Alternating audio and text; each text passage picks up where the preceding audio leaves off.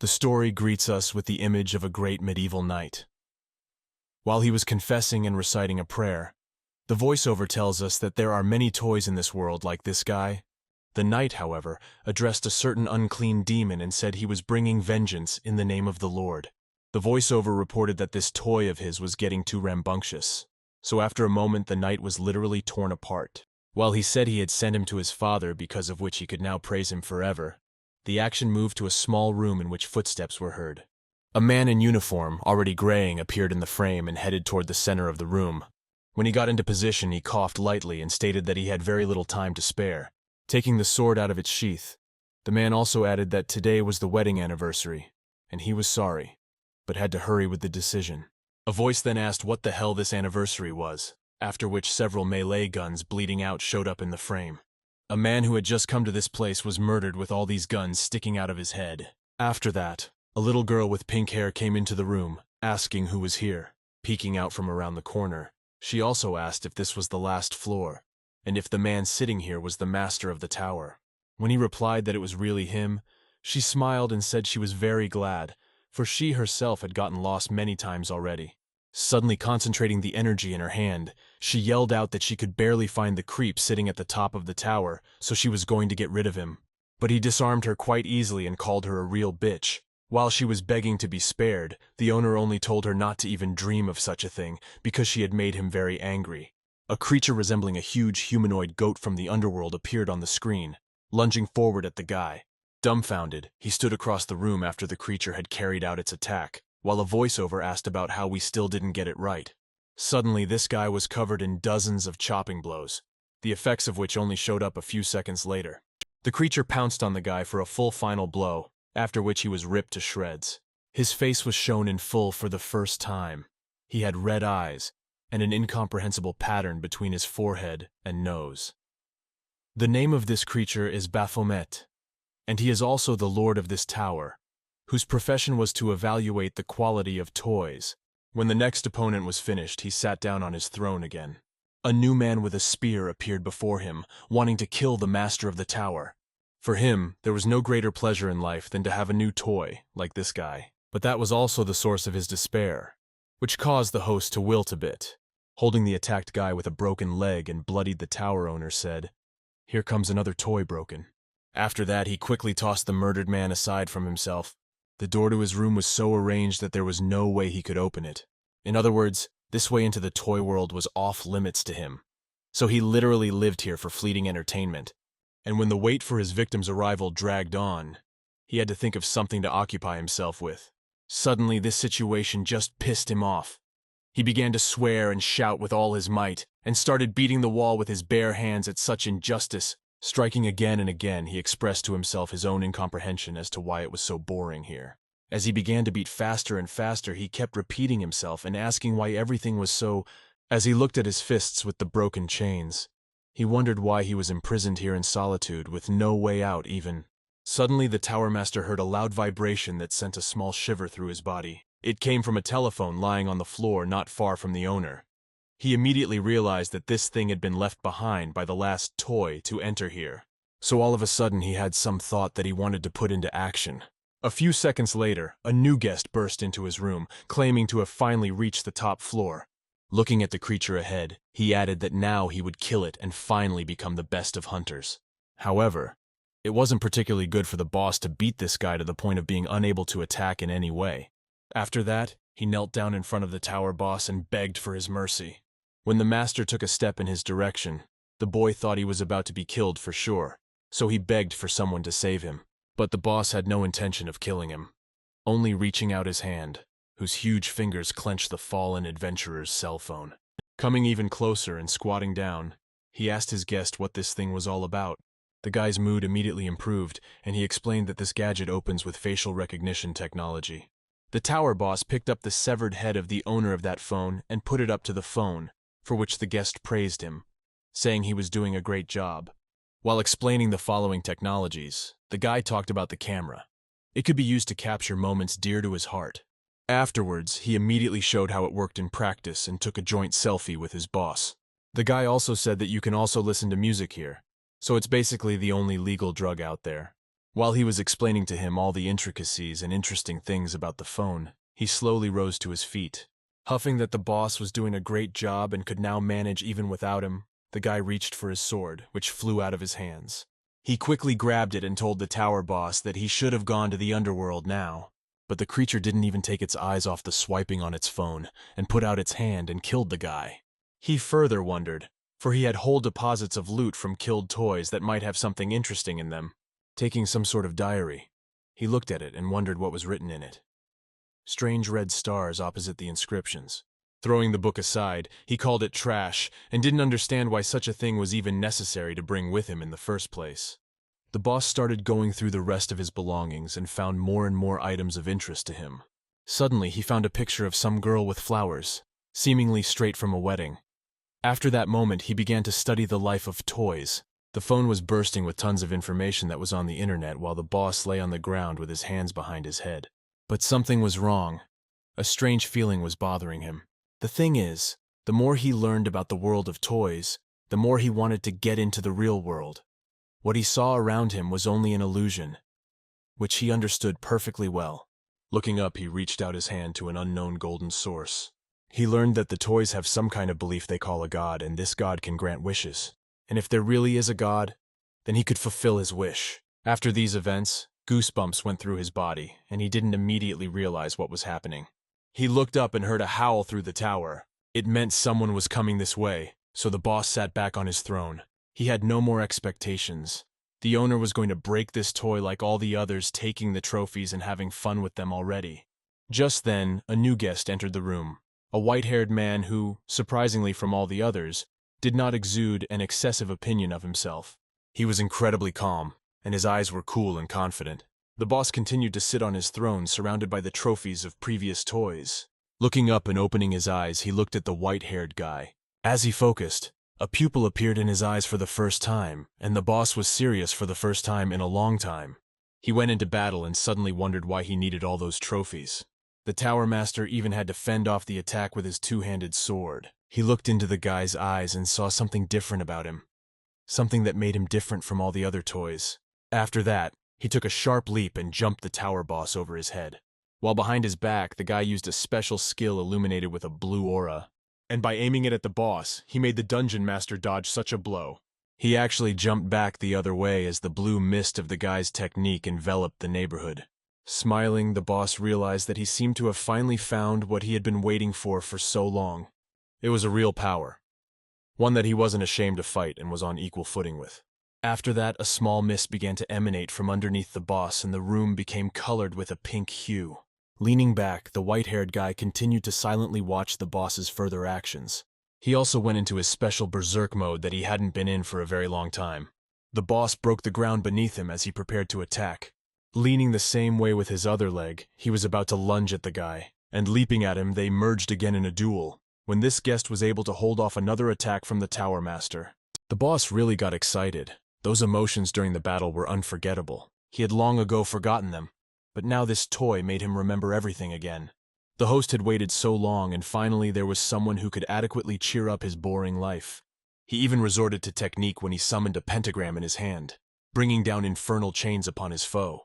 But even from such an attack, the guy was able to dodge without leaving a scratch on himself. It was truly the colorful battle that the lone Tower Master had so long wished for.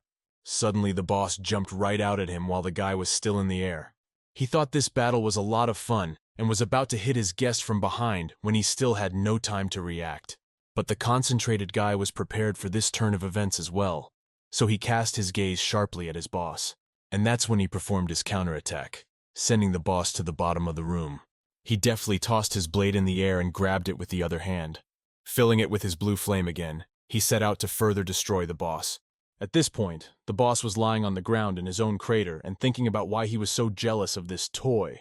Right after that, he entered a new mode that looked like a red minotaur, and immediately threw himself at the guy, stopping his attack while he was still flying toward the ground.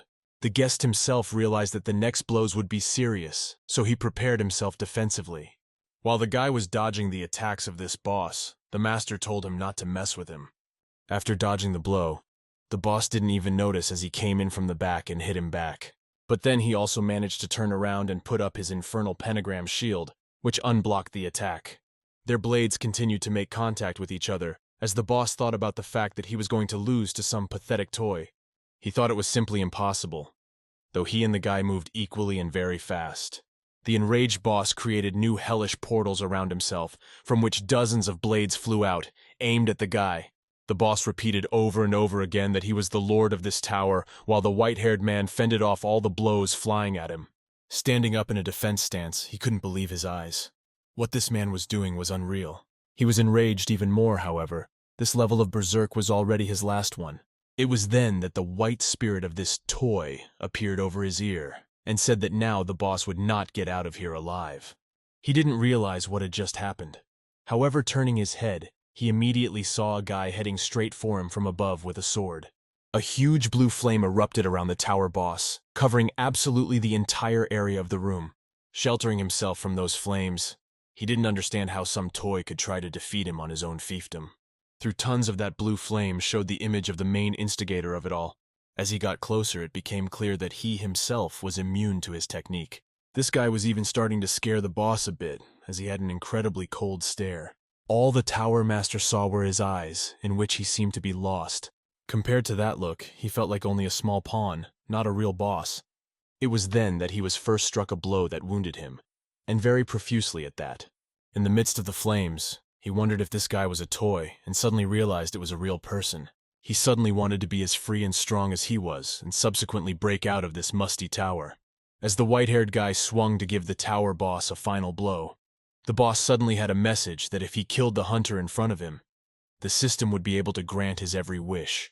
Small white lights began to fly near the ceiling above the room. There were more and more of them in the frame as they seemed to want to announce some kind of event. The entire tower took on warmer colors as the main evil powering it was finally done away with. Being near the corpse of the just-defeated boss, the guy was notified that the boss was completely defeated, and the tower was cleared. But now he had to leave the place immediately, as it was starting to collapse. Suddenly, the boss was able to open his eyes, and the last thing he saw in front of him was the silhouette of the overpowering. The guy with blonde hair slowly moved away from him as the strength seemed to continue to leave the man who was dying. How suddenly, with his bloody hand, he had the strength to grasp the sword that had been thrust into him. By this point, the tower was already beginning to collapse, starting with the very top floors. There was a group of wreckers and transporters close to the tower, keeping an eye on the situation around them. A couple of men in helmets and vests reported finding more and more dead bodies. One of them was interested and frightened by how many young hunters had fallen here trying to mop up the tower. Suddenly, they noticed a guy standing half naked right next to them on a mountain of trash. They shouted and asked him if he was okay, as this was the first information they needed to provide help if that help was needed. The boy began to remember what had happened in the tower just a few minutes ago. He, in the boss's body, suddenly rose up, which the white-haired hunter immediately felt. He quickly turned around to finally finish off the Tower Master. And as he reached his hand forward, he created a new wall of blue flame in front of him, blocking the passage and visibility to the boss. But the boss showed up again in the midst of all that flame. It no longer even resembled a hellgoat or minotaur, as only a skull of a bluish hue was visible. The guy suddenly realized that he wouldn't be able to contain such an incomprehensible force emanating from an already essentially dead boss. Suddenly his mouth began to bleed as he thought the flame shield might be able to hold the boss back at least somewhat. The headmaster had pierced this hunter's body through and through, so it didn't even leave him any chance of survival. After he stuck his hand back out of his body, he had a hunter's heart, which he immediately destroyed.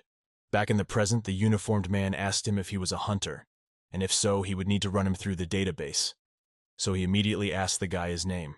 The guy smiled afterward and thought about how he should have done a better job of introducing himself. He immediately claimed his real name, Baphomet. He also couldn't believe that he had finally become human and was in a real body, thanks to a wish quest from the system. In this world existed hunters already familiar to us. They fight monsters in locations called gates or towers. In the past, the position of hunters left much to be desired, which made it less prestigious to be one. However, then the gate shock happened. This is a phenomenon that occurs when a tower has been left unchecked for too long. Then monsters burst through its walls and wreak havoc in the real world. The shock of the gate took a third of humanity to the other world. After this catastrophe, humans began training hunters to sweep the towers. Baphomet is the lord of the Tower of the Abyss. Most of the hunters were killed by him. He became interested in human civilization, and then wished to become human himself. Except that the first people who met him mistook him in a guy's body for an abyss-conquering hero. People wanted to see his strength and skill, however. Unfortunately for himself, Baphomet had lost all of his powers. He was essentially the imposter of the age, the former lord of the tower. Dozens of people in his entourage treated him as a demigod, though that was not the case at all. He used to be the storm of the underworld, but now he's just become the hollow leader of the dungeon mining team. The action has moved to one of the mines in the dungeon. One of the guys greeted everyone loudly and said he was very happy to meet them. The man next to him responded by saying he was glad too, and immediately asked if the guy wanted to get to work right away, to which he responded positively. The commander also told him not to be shy and asked if the newcomer had done this kind of work before, but he said he had not yet. He was assured not to worry, because the labor is quite simple. The main thing here is strength and patience. The newcomer noticed that this mine was just huge, even though just a couple months ago it was much smaller. The leader pointed at the boys and said that all this was possible only because of them, the hunters. They defeated the monsters and moved on, deeper and deeper into the dungeon. He added that he himself is in charge of Sites C and D, and the newcomer will work at Site D. The leader also said that he would not be bored, as rare stones are often found at Site D. Suddenly behind them, they heard someone loudly ask everyone to spread apart. A guy appeared in the frame, in whose body was Baphomet, who had defeated the rumored rest of the Abyss Tower. A group of men led by him moved this way, while the others said that their leader was coming. The clueless rookie asked the manager about who these guys were, to which he replied that he had completely forgotten to warn him never to mess with these guys. They were marginalized people who got into the mining business. They're aggressive and self-aggrandizing to those they don't like. And the most important was, of course, him, Baphomet. The supervisor only advised the rookie to never do business with this guy again. The newcomer was surprised, after all. Who could hire such people if they were so bad? But the manager replied that there was nothing to be done about it anymore. The mountain foreman sympathized with him, and whatever else he was, he knew his business. The foreman was handing his subordinates money in envelopes for this month when one of the workers complained that wages in envelopes were no longer relevant. Turning to Baphomet, the mining master also said that his paycheck was here as well. But afterward, he suddenly added that the guy probably knew where he had sent almost all of his paycheck to. As he chickened out of incomprehensible emotions, the master said goodbye to everyone and wished them a good day. One of the workers watched as Baphomet was again flanked by people offering him a whole bunch of stuff, just like a local celebrity. Suddenly, the same guy said that he had wanted to ask where he sends all his paycheck for a very long time. But he immediately got a punch right in the face while being berated by one of the workers. The guy has been called really dumb if he doesn't realize that Hyun-Nim himself will say anything when he sees fit. After that, Baphomet began to shake even more. Something was really pissing him off. After a few seconds, veins ran all over his face and his skin turned red. Unable to bear the strain, he immediately shouted to the whole shaft. He couldn't take the stupid questions, and even more infuriating was the question of where he was sending the money to. The whole thing was that all his money went to one charlatan, because when he was wounded, he sought medical help, but he had no money at all. The doctor said after the appointment that since he didn't have any money, there wasn't much he could do about it. So she offered him a way out and told him that he would pay with his body from that day forward. So after a while he woke up in the mine and now he had to work here and all his paycheck went to this girl. But it wasn't all bad. He was tired of this annoying attention. Every passerby knew him by sight, and he played the role of a hero, though in reality he was a weakling and an imposter. But the behavior of some of the miners was starting to piss him off too. Once someone had thrown a stone at him, calling him a clown. The guys next to him laughed at him and said he was a celeba, so they jokingly asked him how to become the same way. Some people recognized him even in the mine, from which they pestered him and threw various things at him. But he tried not to pay attention to it. Over and over again this happened to him during each workday. But at one point he realized that when they call him a clown, it's pretty insulting. So he started fighting back against those who dared to bully him. Absolutely everyone who provoked him, he started slapping. He began to be called by other miners to fight, as they had heard of his fighting abilities. And he certainly fought everyone who wanted to do so. So it wasn't long before some guys started trying to befriend him and he gained a real fan base. However, it was hard to call them cool guys. They were all more marginalized than anything else. So it wasn't that at all. It wasn't the human world that Baphomet was so eager to experience. The action moved to a nearby mine where a minotaur-like monster attacked the miners. But suddenly, right as he was trying to deliver his punch, he was struck by some kind of weapon. Hunters arrived on the scene, cutting through this behemoth and rescuing the accidental miner. They immediately asked if he was hurt, because this location hadn't been cleaned up yet, so you can't even enter here. The other miners had gotten to the spot as well, and told the newcomer that they had already warned him of the dangers in this mine, while Baphomet watched it all behind their backs. That's when he suddenly realized that he needed this. Not a useless, ostentatious force to kill people, but something that hunters can do. As he looked at his hand, he thought about the fact that he might have lost his power because he had gotten a human life in return. However, when he made that wish, he wanted to be as strong and free as the white-haired guy who had almost killed him. The guy behind Baphomet laughed and said that hunters suck and there's nothing interesting about them, and their Hyun-nim is way cooler than any of them. The other miners were of the same opinion and said that they themselves would be the same if they awakened their powers. And if it did happen, the miners would destroy such monsters in a heartbeat.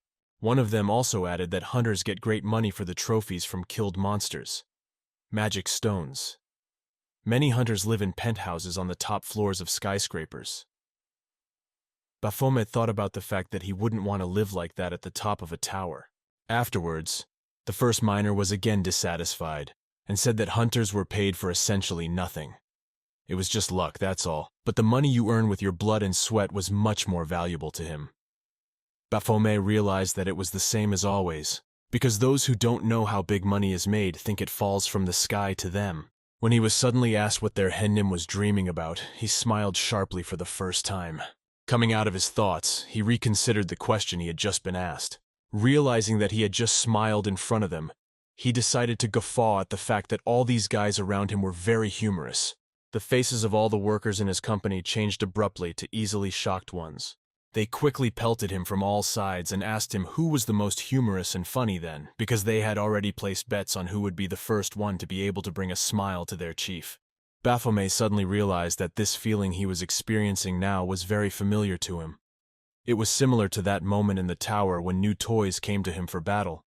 It was a treat, so he wondered if he missed his past power, even though now he didn't even have to fight to do it.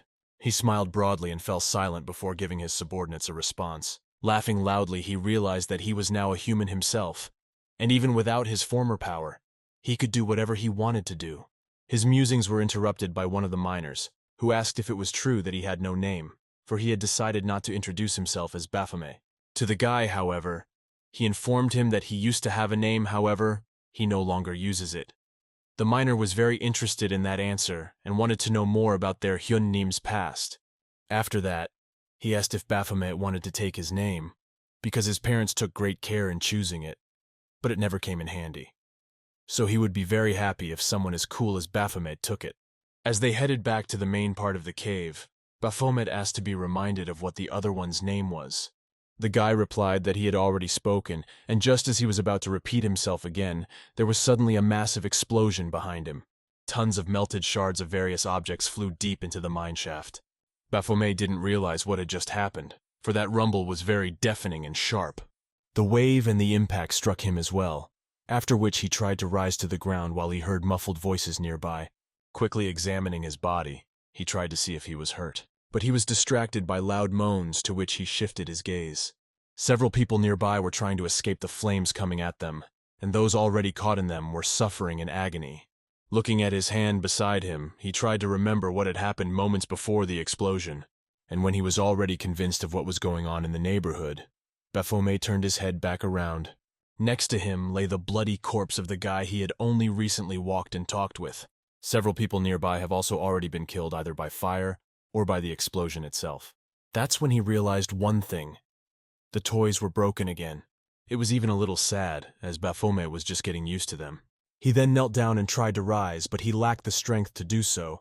Then he looked furiously ahead at the one who may have arranged all this, and asked what kind of creature it was. The image of a white-haired girl standing not far away appeared before him. When she heard the question, she only turned her head slightly toward Baphomet. Then she turned toward the hunters nearby and said that there seemed to be 2 of these rank C hunters here at once, so dealing with them might not be easy. But in that girl's place was already another person, a fellow newcomer who had gotten here not too long ago.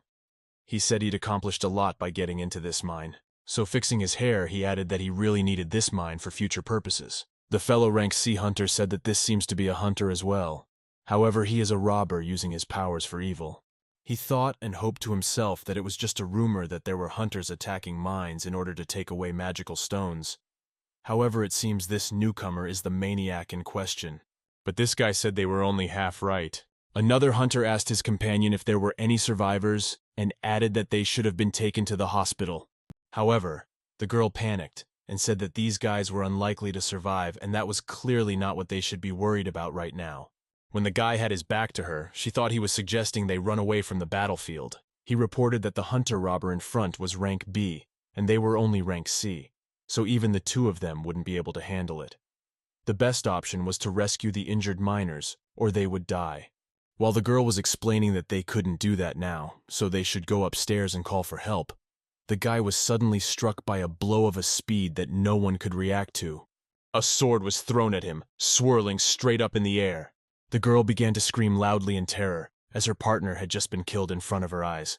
The robber laughed and said these guys talk too much. This girl immediately lunged at him and declared that she was going to kill him now. But when she got close to him, he replied that emotion for a hunter literally equals death. Sometimes even literally. Right after that, he had time to attack her. When the girl started screaming in pain, this guy raised his hand and told his men to come out here. A semblance of a portal was open nearby, from which dozens of his mercenaries began to emerge. All of them were bandits and robbers like the ringleader. When they noticed the hunter girl from below, he told them that he had slit her throat because she was talking too much. Suddenly, these guys started saying that the victim's eyeballs were worth more than anything else, and yet the girl was still alive. The bandits were already starting to think about how they would feast after they could sell all this good stuff. The girl turned to them and asked what they were planning to do to her. So the head came closer to her, squatted down, and said that he had already told her and her dead comrade that they were only half hunter robbers, since they pretended to be them. Afterward, the other men came up to the girl and clasped her hands while she begged for someone to help her. At her screams, the bandits examined the equipment of the dead men nearby, reasoning how much they could sell it for. While these guys were thinking about taking some of the equipment for themselves, cries for help from the captive girl were heard from the bandits holding her down. Someone said something about the rest of us not getting guns because it would reduce their power to 0%. Afterward, a guy near the huntress took the crying girl by the hair and declared that she was making too much noise, though he told her that no one could help her in such and such a place. He added that if such a thing happened, she would use up her entire supply of luck for life. And instantly afterward, this guy's head flew off his shoulders in front of another bandit. As the head was returning to another location, he suddenly heard loud cries from his subordinates who had seen something frightening. Around the captive girl was the decapitated body of one, and the body of another guard pierced through, the instigator of which was the dark-haired guy behind him. It was then that Baphomet looked up and kept repeating himself, asking who was to blame for what had happened. The thing is, when he tried to get up right after the explosion, he felt a strong thirst for revenge, from which the system rewarded him with for completing a hidden quest. She pledged to grant him any power he desired. It was then that he realized that the vile worm that had broken all his toys was now standing in front of him.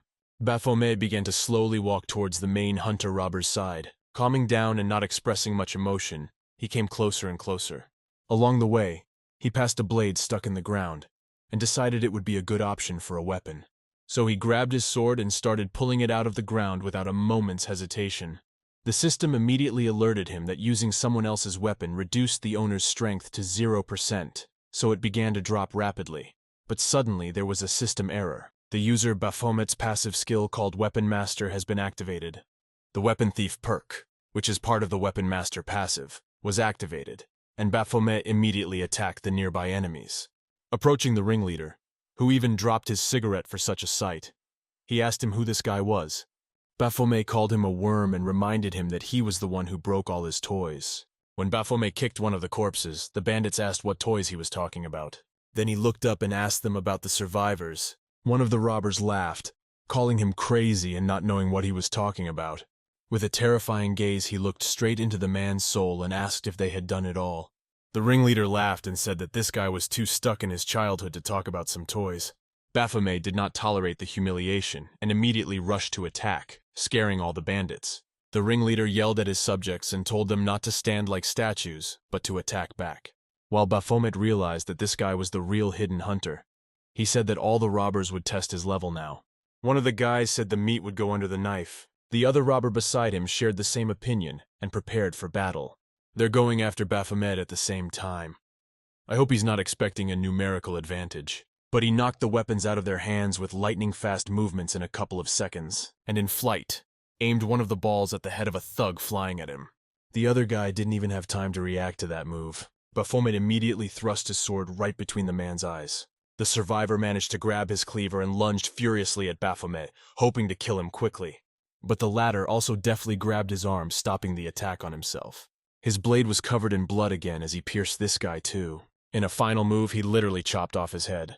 Then he looked like he couldn't be defeated, covered in the blood of his enemies. Only when he was done with them, he looked up at the robber boss, and he still watched the battle without even trying to help his subjects. He chuckled and said something Baphomet had just done was pretty badass, so his stats are pretty good. Without thinking too long, he rushed into battle, clashing blades with Baphomet. Laughing nervously, the head said that his opponent had a pretty high level of... When Baphomet blocked his attack, he asked him what rank he was. A loud clang echoed through the cave as their blades finally separated from each other. The ringleader stated loudly that Baphomet was clearly higher than rank with the... Suddenly there was a bright white flash behind the guy's back. He looked back at her in silence and realized he had a small wound on his face. Hidden Hunter Robber asked him what a hunter of such rank was doing in a backwater mine with a pickaxe in his hands.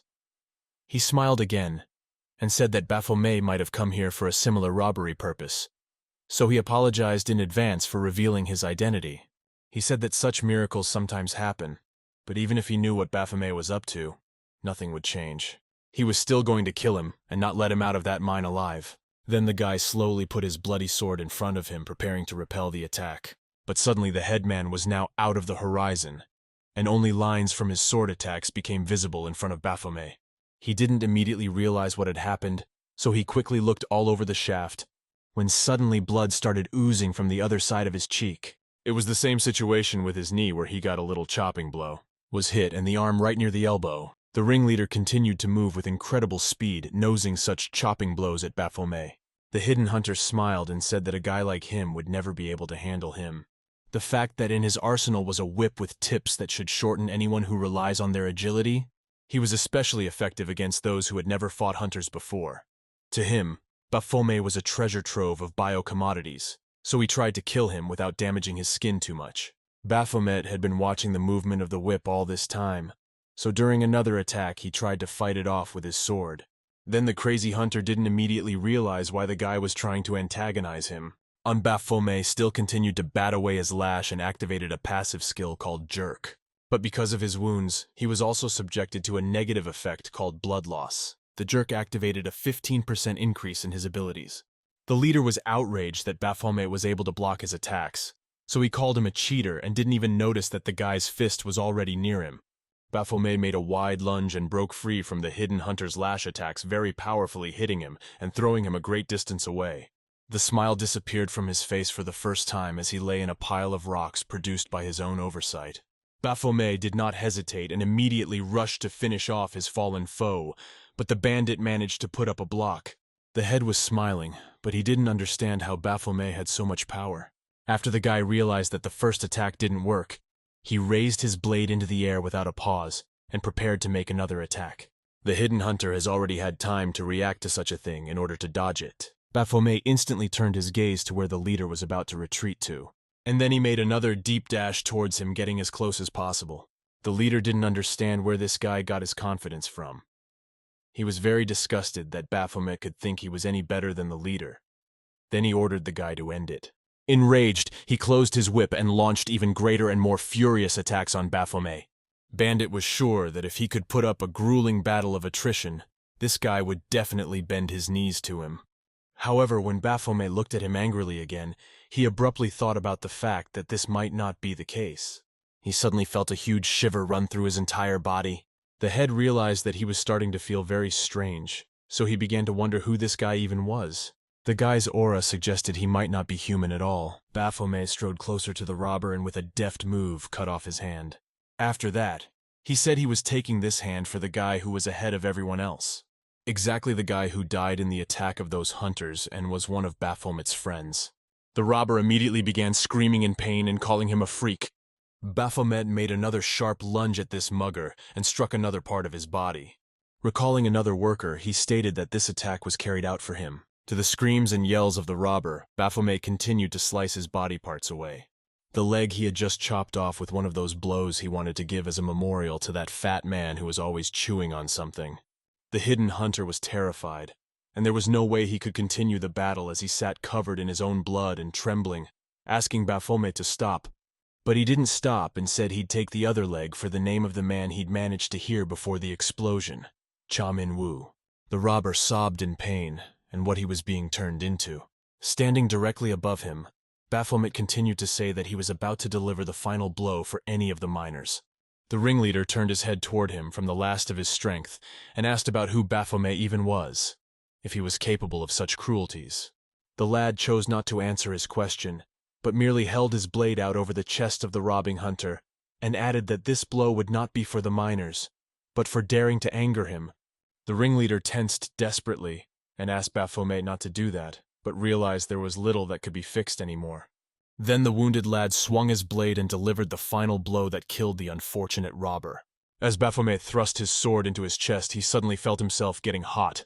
It wasn't even just a fever, but an actual fever he felt. He punched the dungeon robber through, whereupon the system notified him that his quest for power had dire consequences. Baphomet's berserk debuff was activated due to the already active jerk skill. There was an increased bloodlust, so he immediately began to look for his man. Dozens of thoughts that his body felt like it was on fire and he wanted more blood overwhelmed his mind. Baphomet needed someone left alive as he suddenly heard sounds behind him. It was the girl he had come here for, but in a fit of rage, he was going to kill her, believing her to be the only survivor. The pupils were gone from his eyes, and his thoughts were overflowing with only one thing: the lust to kill. Baphomet realized that he was created to kill people, so he swung his sword and immediately set out to strike her. But his attack was stopped by voices reporting that there were survivors in the cave, so there were people approaching here who were going to help them. Dispatchers noticed that something was amiss here, because one of the survivors was about to kill another, and there were several bodies lying next to him. That guy radioed that this man with a lust for murder might be the one they've been looking for so long. But his partner had already had time to approach, so told him to hide the radio. Baphomet quickly changed his gaze to the arriving rescuers. Then one of them looked at Baphomet's face and realized that this was not the man they were looking for. And he also suddenly realized that there were two living people in front of him right now. Then he flung himself at them without a second thought, going to make up for the berserk debuff. The man with glasses looked rather calm despite the uncontrollable opponent rushing at him. But for his partner it was quite unexpected, which made him even confused. Baphomet got closer and shouted at them that they were about to die, as suddenly he was stopped by a strange feeling in his chest. A white glowing hand was pointed toward him in a certain combination of fingers. The voice said that it was hard to save his life, so he can't let Baphomet just die like that. So the voice raised a hand to his face and told him to fall asleep. Whereupon Baphomet lost control of his body and threw the sword out of his hands, falling to the ground.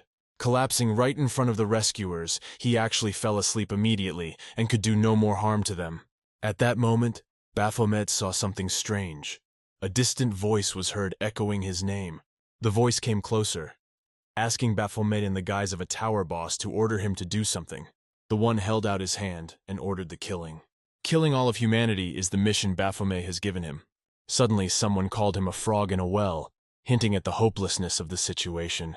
Whereupon Baphomet was impaled with a sword. He reverted back to human form, and behind him appeared his assassin, a white-haired man who said that Baphomet could not give such orders, for he had never even ventured outside the tower once. Looking him straight in the eyes, he added that the boss was weak, even in the guise of a man. Horror and incomprehension was read in Baphomet's eyes and facial expression, and then the dream ended. Shocked, he came back to reality, and it was like waking up from a real nightmare. He didn't realize what it had just been at all. As he rose to his knee and looked around, he wondered where he was now, for it seemed as if he had been in the mine a moment ago. Someone abruptly noticed that Baphomet was awake, so they called out to him, much to the former boss's surprise. He asked who the voice calling to him was, after which the silhouette of a man's face holding his chin appeared in the frame. But the man did not answer the question, but only called Baphomet Mr. Imposter. He added that he recognized him at once, for Baphomet was the man who had pretended to be the hunter who had cleared the Tower of the Abyss, and he had also supposedly killed the hunter they were tracking. He wondered if Baphomet was up to some other scam, though he decided to ask about the truth of killing the hunter that the others were after, just in case. Baphomet himself didn't even realize which hunter he was talking about, but most likely it was the pseudo-miner he had cut off his arms and legs to death. The man said he had made inquiries about Baphomet, but there was nothing about him in the database. That is, he had no background until recently. He had no registration as a hunter, but he was stronger than many hunters. There was no report of when he had applied for hunter status or to be recognized as awakened, so the man asked Baphomet directly about who he was. He also added that his fate would depend on what he answered as suddenly, Baphomet's flying fist appeared right next to him. He realized where the voice was coming from and lunged at the armored glass, shattering it with his bare hands. Baphomet stated that the man was talking too much, and all he asked was clearly none of his business. Then the guy was surprised at such impulsive actions, but did not express strong shock. Baphomet added that if the man wanted to know who he was, the man could be respectful and introduce himself first. He has locked him in here and is watching from behind the glass, so Baphomet called him very arrogant. He asked why he was called an imposter and who had made him so. They were the ones who crowded around Baphomet with cheers and called him a hero. He added that it was indeed at his hands that the slain hunter had fallen, and he had no intention of repenting or doing anything of the sort. He felt he had no reason to do it. After all, the guy was a mugger and had pissed him off himself, and even if he resurrected him, he would kill him again. And I'd chop off all his limbs again, destroy him so that there'd be nothing left of him. It'd be like this guy never existed on this earth. So Baphomet asked if the man behind the glass wanted the same thing done to him. But after hearing all this, he smiled lightly and started laughing. The whole thing made him laugh out loud, so that loud laughter could be heard throughout the room. Baphomet took his hand off the glass and looked at her as the man quieted down. Toth asked if Baphomet really thought he could kill him at all. A second later, he appeared in front of him, which surprised Baphomet quite a bit. It was the same guy with the glasses who knocked him out in the dungeon. Smiling, he asked what the man was going to do to him when he finally showed himself outside.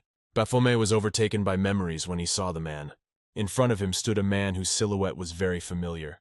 He reminded him of the same hunter who had almost killed him in the guise of the boss in the tower. Whereupon he immediately rushed from his seat toward him. It was like a red flag to the bull. So overwhelmed with rage he wished to kill the man. But suddenly he was able to come out of his berserk state and noticed how lightning fast this guy responded to his aggression. He still kept smiling, literally showing how easily he could defeat him in a one-on-one battle. There was a loud slap as the guy's hand touched Baphomet's. A small amount of smoke mixed with dust began to billow across the floor near the battlefield. Baphomet opened his eyes and realized he was on the ground. Then the guy with the glasses opened his eyes and said that Baphomet did seem to have awakened. Holding him by the throat, he praised the black-haired man for playing well while he realized that his opponent was very strong. Now he decided to introduce himself and said that they were a secret intelligence service set up to prosecute law-abiding hunters of delinquents. The organization is called The Horn. The guy with the glasses also decided to tell him straight that the hunter that Baphomet had eliminated was just under orders to be eliminated on the spot. He's being prosecuted for felonies. Infiltrated under various guises, killed and sold for organs to lesser hunters. He clenched Baphomet's throat harder and said that there was a superstition among the old billionaires that eating the organs of the young awakened ones improved health and even granted immortality. The guy added that they were grateful to Baphomet for freeing them from the task of eliminating the criminal. However, he now had a murder on his hands, as he had killed 5 accomplices of the hidden hunter as well. The organization examined the bodies and realized that Baphomet was acting like a surgeon. A simple awakened man wouldn't have organized such a massacre in the first few minutes, though of course not if he was particularly gifted in assassination skills.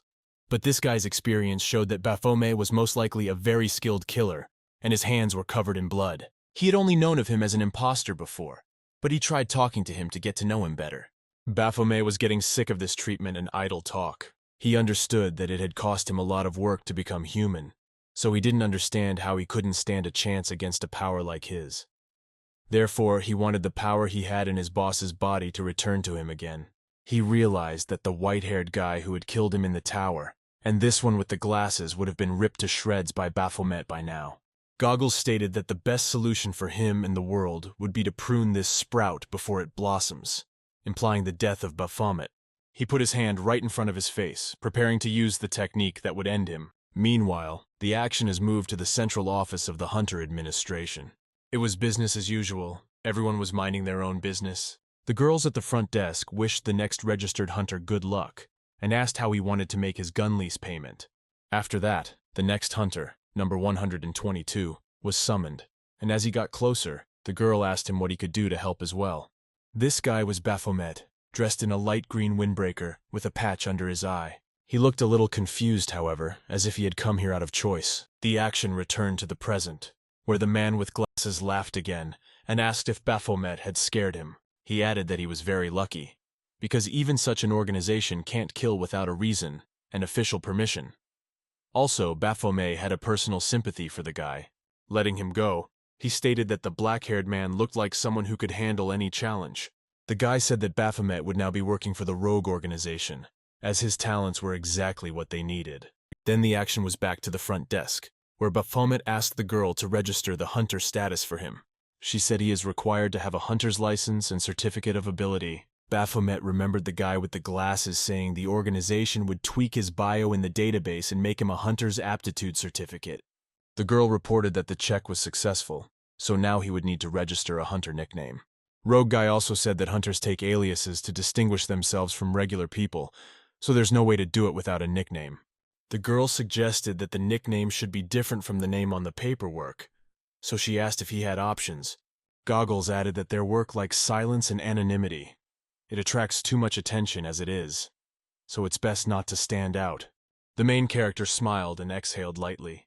He thought about the fact that Rogue would still regret leaving him alive, because he would become much stronger than everyone else out there.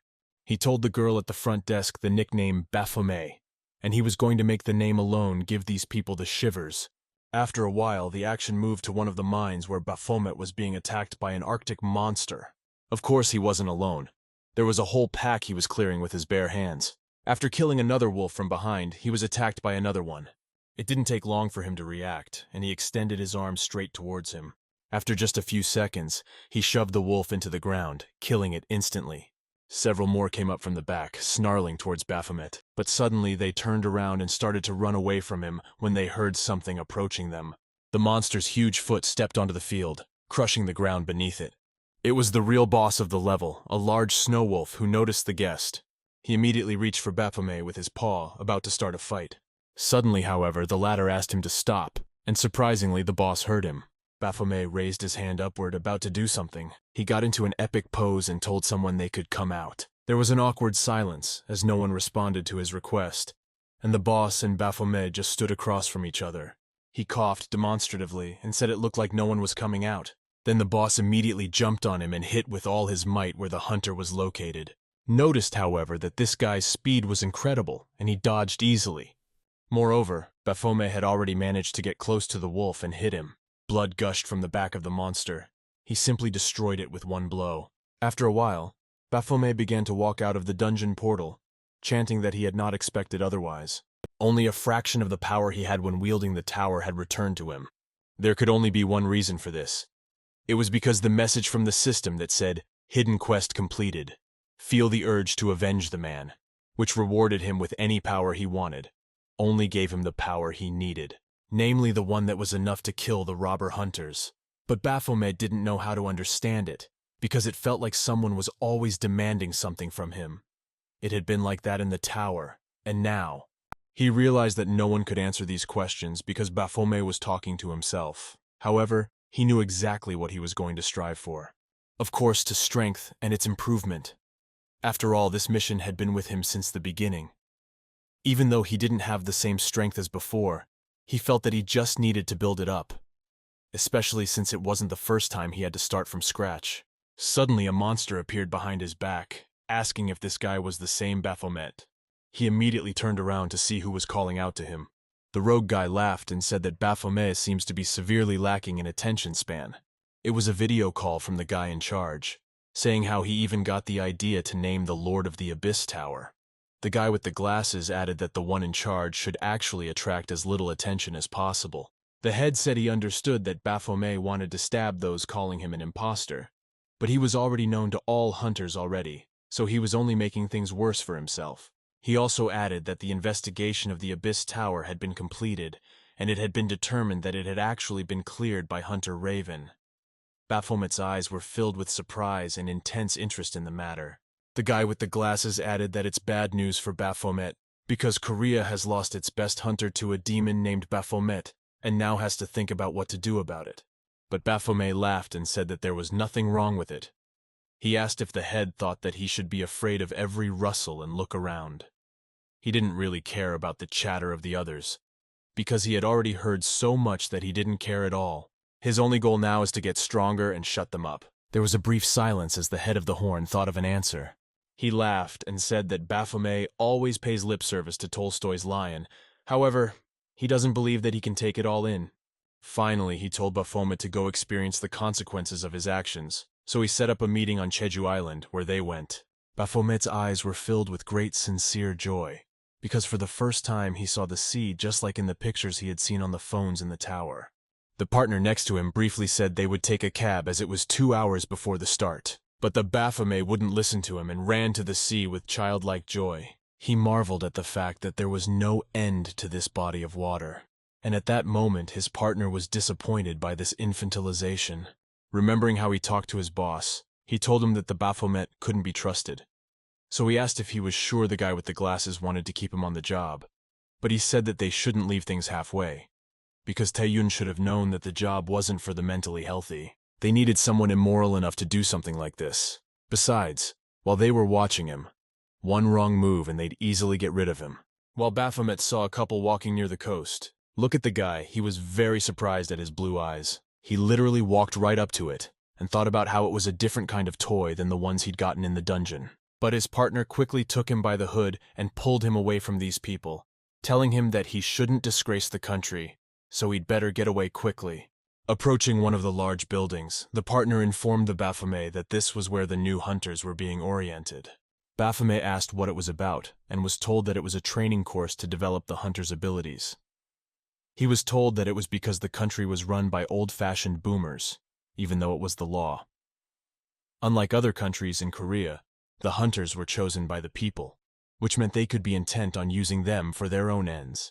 The guy said he'd give the Baphomet his luggage, Idaho, and smartphone. They also agreed that when people are around, they'll call the Baphomet Chaminwu. Baphomet decided to name himself after a guy who wanted to give him this name because his parents chose it very carefully. But it never became known. The partner in the cap waved his hand and said it was almost time, so the Baphomet should go. The guy said he thought he was going with him because the guy had followed him before, but he told the Baphomet that he should go in, and afterwards he'll probably figure it out for himself. He sat in one of the seats at the orientation conference. The man in the center greeted the hunters and said he would be the presenter for the entire orientation session. This man turned out to be Ma Seong-un, the head of the rogue organization. Baphomet immediately understood why his partner had said that he would take care of everything himself. People and students nearby were scooping up food from the common dining hall, while Baphomet was asking Ma's son about what it all meant. He reminded that the bespectacled man was actually a member of the Horn, to which he told him to be quiet, because it would be bad if someone heard something. He added that in his normal life he was a hunter-manager. Baphomet frowned and said it was ironic since he was the one being called an imposter. The guy laughed and said it's different because Baphomet is a real imposter. He asked him to turn around and notice that he was the one they'd been talking about for an hour. He said that he had rallied all of them against him because Baphomet was the #1 enemy of the students. From the crowd, they could hear everyone calling him an imposter and rhetorically asking how he even had the nerve to come here. And taking the nickname Baphomet was a big trigger, so M.A. Dream whispered in his ear not to act like he knew him. Otherwise, his notoriety would spread to the manager. At the same moment, one of the girls called out to him, He quickly turned around and walked away from the Baphomet, saying he was on his way. The Baphomet himself frowned again, but decided to accept the situation and just eat. But suddenly he heard something that shocked him. The girl told the manager that the organization was going to establish a new hunter unit, so she asked him if he had heard anything. But Ma Sun replied that it was nothing special and just another team. One of the guys at the table said that there was already interest in it at the state level, so he asked if anyone was doing it. The girl said they were, and this imposter in the Corps had made a mess, so they were in big trouble. No one understood how anyone in their right mind could go by the name of Baphomet. The general manager turned the subject around and said that the government could be negotiated with. If a little bit of hustling, they would have the right documents, and that could be a good precedent.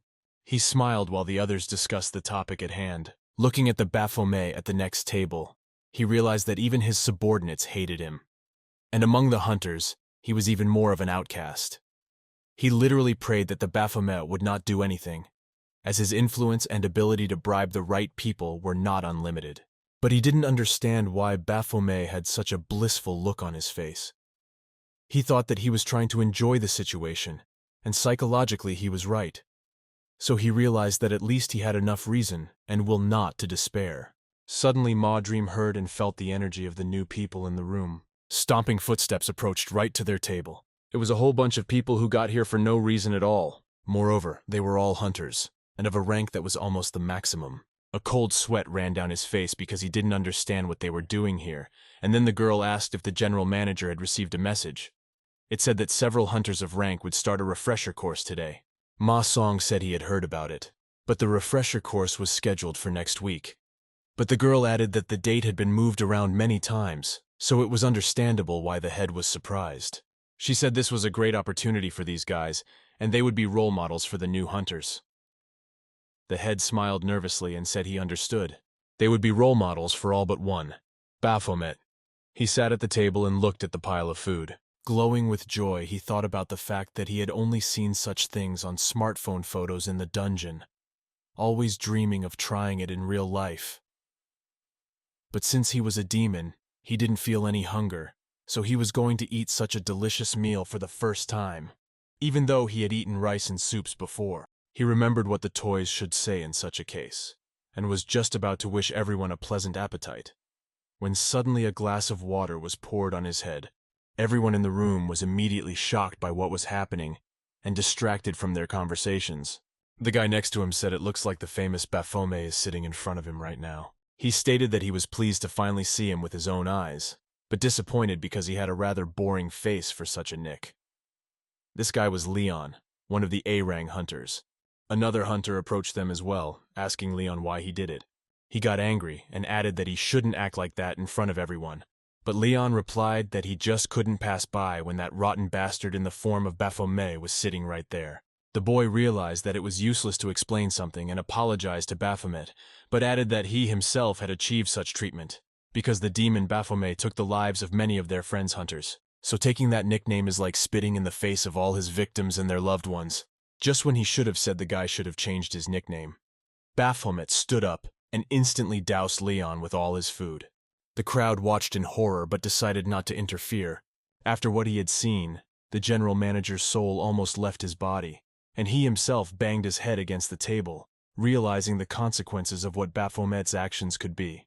Leon was just furious at what this newcomer had allowed himself to do. Taking him by the shirt, he asked if Baphomet was in a big hurry to get to the other side of the world if he dared to spill soup and food on him. But the man asked why everyone was getting so worked up over the name, since the real Baphomet certainly wouldn't be resurrected if someone took his name. This infuriated Leon even more, however. He decided to listen to him further. The main character went on and asked why then the A-Rang hunters didn't go and defeat this Baphomet themselves if they care so much about the deaths of these people. So he said that it looked like these guys were just bragging about their worthlessness here. That guy in the back said he looked like he'd lost his mind. Baphomet laughed and stated that these guys probably just wouldn't have the strength to go into that tower. So he looked into Leon's eyes again and asked if they were angry at the truth much. His face expressed real horror, and he asked if Baphomet had finished his speech. Leon immediately activated a buff of physical strength. The general manager watched in awe at what would happen next. Leon said this thing called Baphomet killed someone who was pretty close to him. He remembered the white-haired guy telling him that Leon had a very well-placed punch, and it was almost impossible to block it. Therefore, he stated that he was confident that Leon would be able to pass the testing and obtain the A rank. Leon then blurted out that it was Baphomet who had killed Raven, who they had trained with for so long, and moved on. Leon realized that there was no way to avoid blood one way or another, so he swung around and prepared to hit the guy with his fist. But suddenly, his punch was stopped by some man and told that it was forbidden to pick fights here. Leon slowly turned his head toward the intervening guy. Baphomet was also curious as to who this man was, especially since he had a feeling that he had seen him before. The boys at the tables nearby recognized this man, for he was a hunter. Baphomet's eyes filled with shock as Leon stated that this guy was the brother of someone he hated and admired so much at the same time. It was the younger brother of Raven, the same hunter who had cleared the tower. He was stunned to learn that Raven had a brother. A new character named Griffin appears, is the youngest A-Rang hunter in the world. Scarface met the guy. The guy smiled, rolling his eyes and exhaling heavily. He said he didn't expect to see him this time around. The four guys were looking at each other, and the guy with the scar shouted indignantly that, "Why can't you beat the kid who was smiling?" In response, he was shouted at and told to stop. Griffin questioned the scarred guy with a disgruntled face about whether he had said anything offensive. Then he replied that his brother would still be alive if he had been stronger and dealt with Baphomet sooner. The scarred guy could barely contain himself from hitting Griffin and shouted that he was ungrateful. But Griffin looked at the scarred guy with the calmest face possible, so the guy with the glasses intervened and politely asked them not to fight. Ma Song timidly informed him that they didn't need to fight. It was obvious from the look on his face that he was worried. He was worried about people looking at them. The guy with the scar turned to the guy with the glasses with incomprehension. He shouldn't have let that freak in here. In response, he only clenched his teeth and slapped himself on the head. The guy in glasses with a smirk on his face silently flicked his hand away. He apologized to the people who saw the fight. After the guy with glasses asked the dark-haired guy to step back to talk, to which he wondered why. The manager with tension and with a little anger rudely replied that he should shut his mouth. He rolled his eyes and said nothing. With his head down, the dark-haired guy walked behind the guy with the glasses. Griffin looked after those two guys with exasperation and dislike. A few days pass from that conversation, and the evening arrives. A young, joyful, full of ambition girl is introduced to the class as Yu Jun, and she will be teaching them the topic system. Yu Jun decided to ask the students about the system window after waking up and said that their management team prepared a special program for the newcomers. A guy is so bored in a given lecture that he asks himself to punch him so he doesn't fall asleep in it. In the restroom, there is a small dialogue between two classmates asking one of them to punch, to which he is asked, why.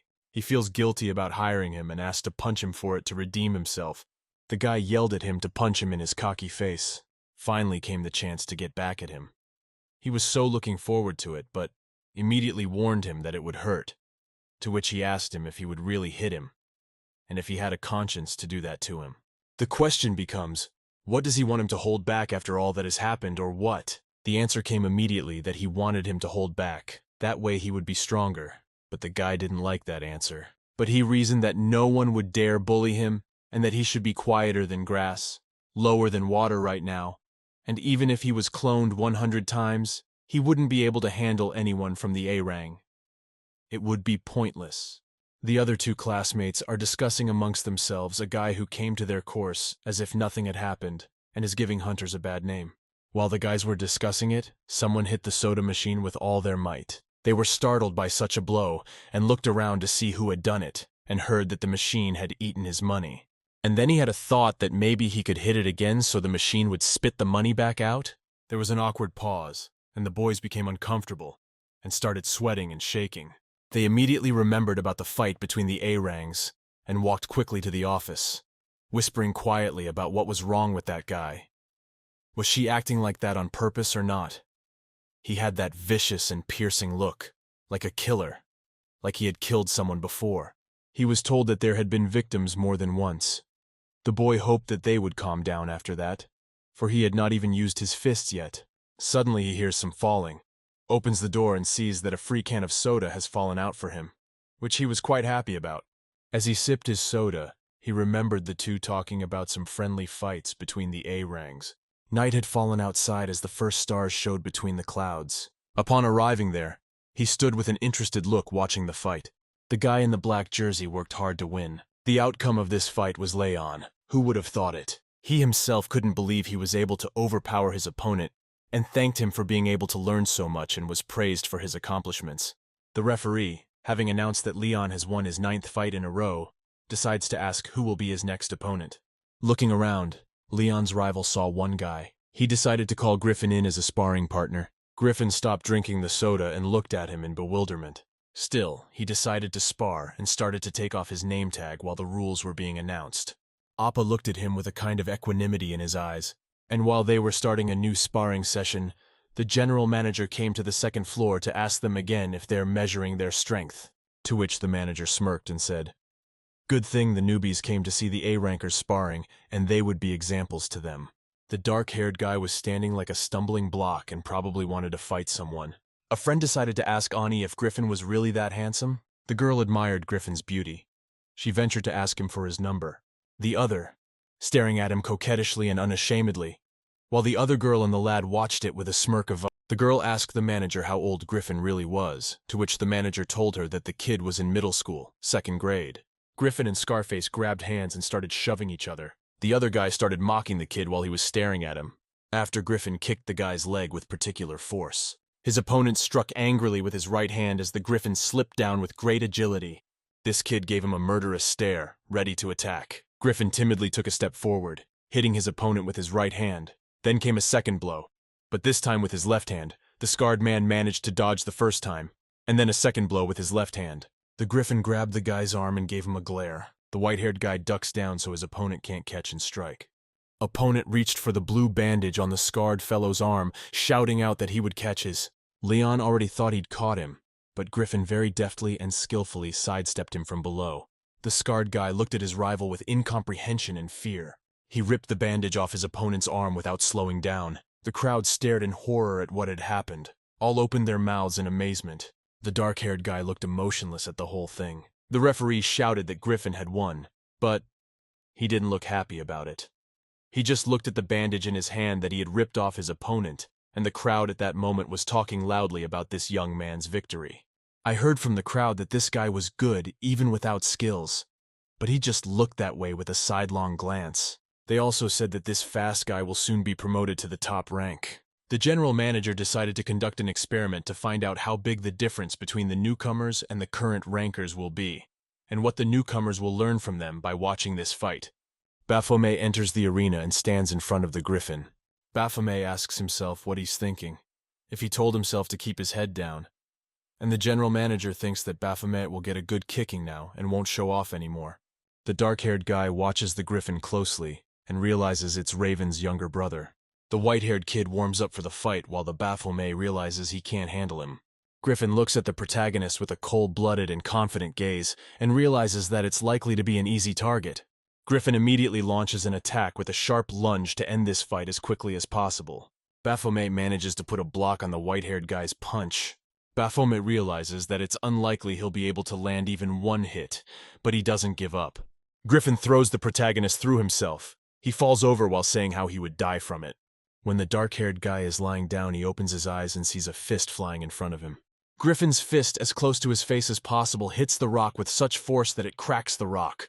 Baphomet looks at Griffin and realizes he chose him for a reason. The white-haired guy is so angry he has such a small pupil he wants revenge to destroy the Baphomet. He wants to split it into atoms. Baphomet gets to his feet, and the fight goes on. The two guys talk to each other and realize that the dark-haired guy is really pissing this guy off. To which the other classmate replies that he was called by the name of his brother's killer, which is why he's so angry. The white-haired guy takes a sharp swing and is very strong to make it clear that he wants to end things now. Griffin hits the Baphomet, but he manages to put up a block to protect it. The dark-haired guy in a rage says to himself how hurt he is and that he wants revenge. You can see it in his eyes. Baphomet's goal is to land at least one blow on Griffin, but so far he has failed. Griffin has dodged all of his attacks. Griffin takes him by the throat after the dodge and knocks him to the floor with such force that he starts shaking. But the dark-haired guy is not timid either, and after toppling over, he abruptly does a backward somersault and gets to his feet. The protagonist realizes that Griffin is playing cat and mouse with him, and that so he is weak. The white-haired guy stands and kneads his brush while looking into the eyes of the Baphomet. The protagonist wipes the sweat from his face before continuing on. Again, Griffin tries a surprise strike on the Baphomet, but it manages to dodge. Baphomet tries to counter-strike his opponent, but is having none of it. A fierce fight ensues with one and the other tries to strike, but fails. Both are dodging well, but still the white-haired kid was able to deliver an elbow strike to our main character's head. The dark-haired guy is already so furious he's almost laughing. The protagonist manages to dodge a straight jab to his head. Griffin has decided it's time to call it quits on this fight. The protagonist can't figure out why he wants to end it. Griffin replies that he doesn't see the point in continuing with this fight. Although it was a special fight for him, though. The judge asks who wants to be next. But Baphomet is so angry he can't believe it, he wants to go on. The dark-haired guy is in such a rage, he's so angry about Griffin's decision that he wants to keep going. He wants to win. But he realizes that he was told by the general manager that even if you clone 100 times and we still won't defeat any of the ranchers. He feels like he's kind of floating away somewhere. The protagonist yelled so loudly for him to stop that the whole universe seemed to hear it. The dark-haired guy stands so covered up that only his mentally embittered grin is visible. And it is she who is the fear on people. Baphomet is standing in front of Griffin, and his demon is standing behind him, making an obscene gesture at him. Griffin doesn't know what's going on. His eyes are filled with fear, emptiness, incomprehension. Behind him, someone's hand flies into his back and wants to grab you. With a straight leg in, but unfortunately, or fortunately, he manages to dodge the punch after all. The general manager and his two assistants look at all of this and don't understand a thing that's going on.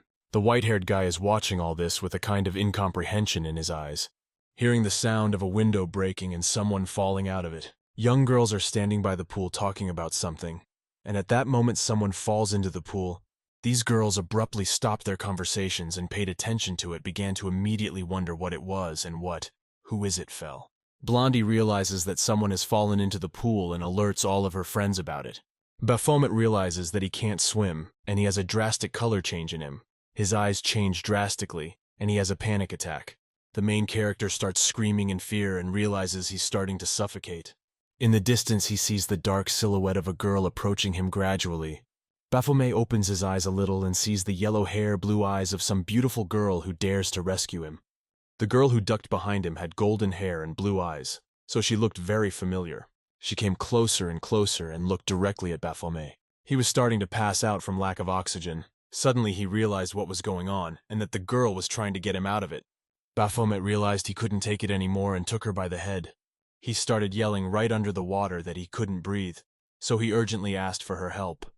Since he had been a demon before, he didn't know what it was like to suffocate at all.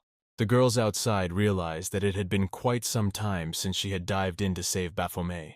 Strange silhouettes were beginning to appear in the water. Suddenly the golden strands of her hair floated upward. These girls were horrified, not realizing what was happening. They thought something bad had happened, so they urgently decided to call for help. Suddenly, a skinny Baphomet appeared in the frame as roll call was taking place. He did not immediately realize what was happening and where he found himself. But when he questioned the person in charge, he only replied, not to stand there and get ready for work. Baphomet didn't know what job we were talking about, so he asked for clarification. The chief replied to him that the job was to kill people. Then suddenly a man appeared, decapitating the Baphomet. Suddenly he woke up again and realized he was having another nightmare. Taking his head, he realized that after he had turned into a human, he was constantly having these things called dreams. But the one he was having was just that much different from the others. The girl who saved him in the drowning, like she was going to say something, but then she just smiled and touched her hair. He thought the girl was a foreigner.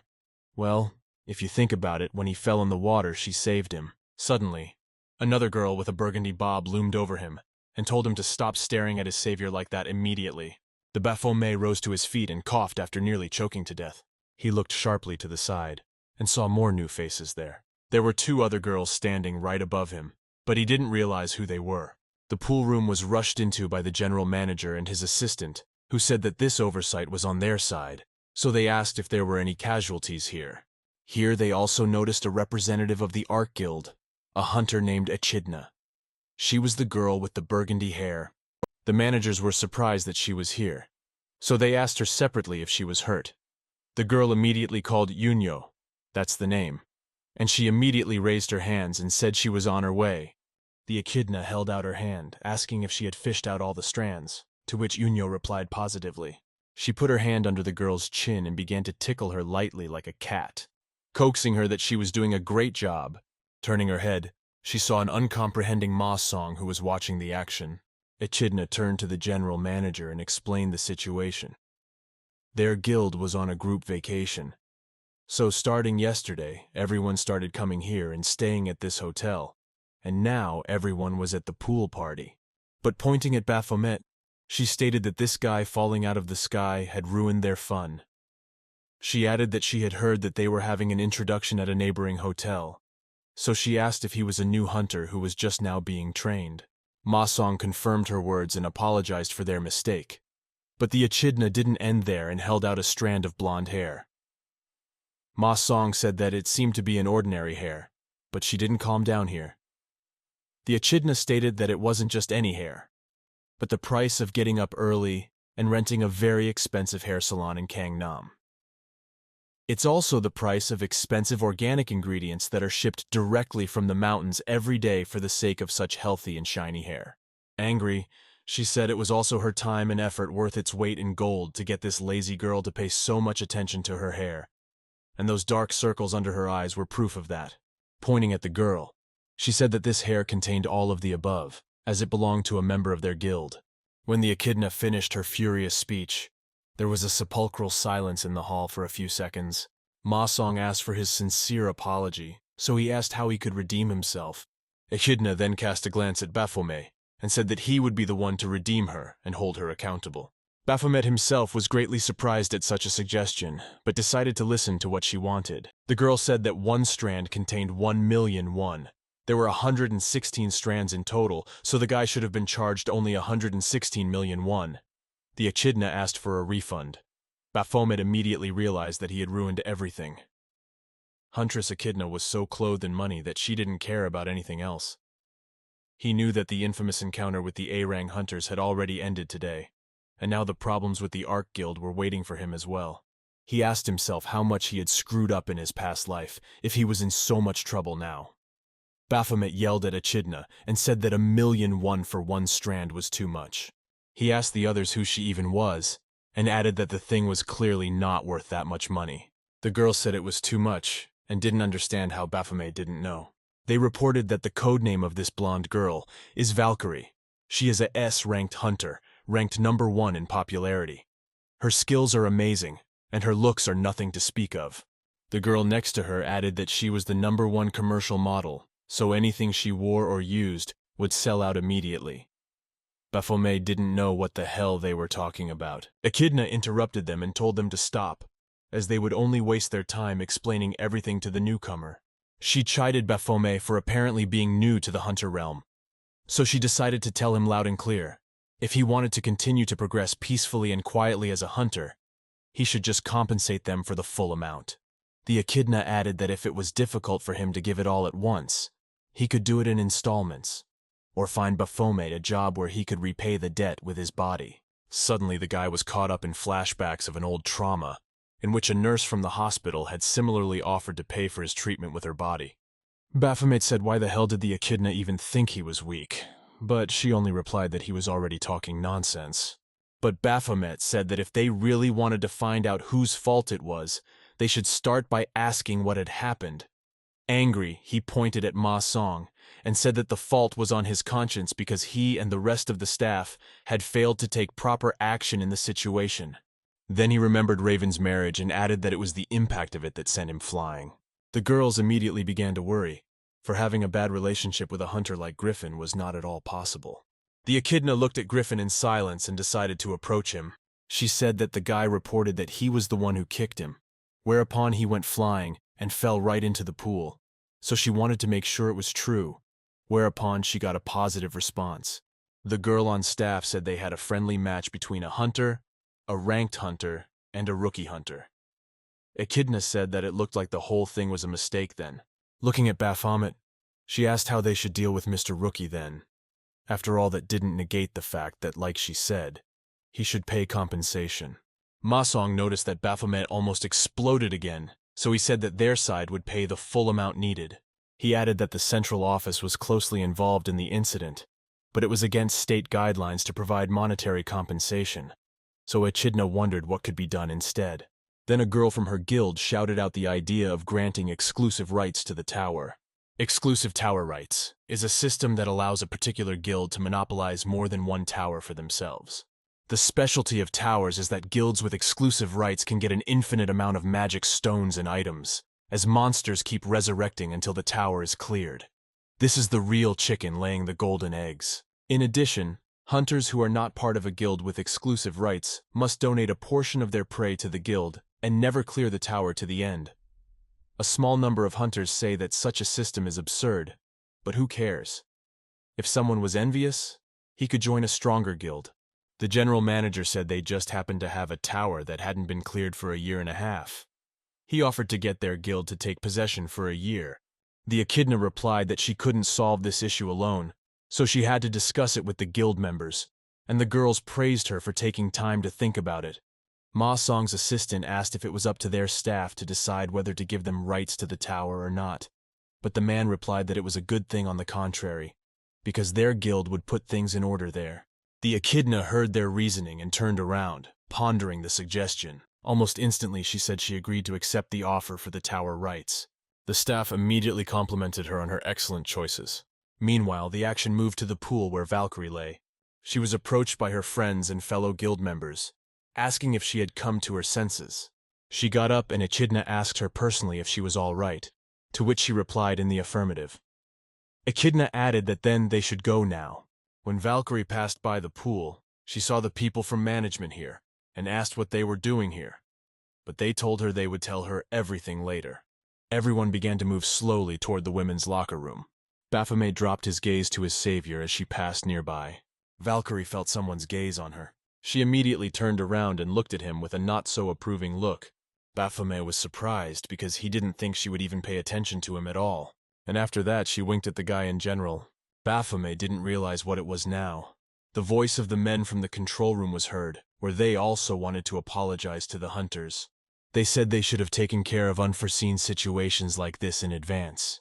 They admitted that it was entirely their fault, so they apologized again.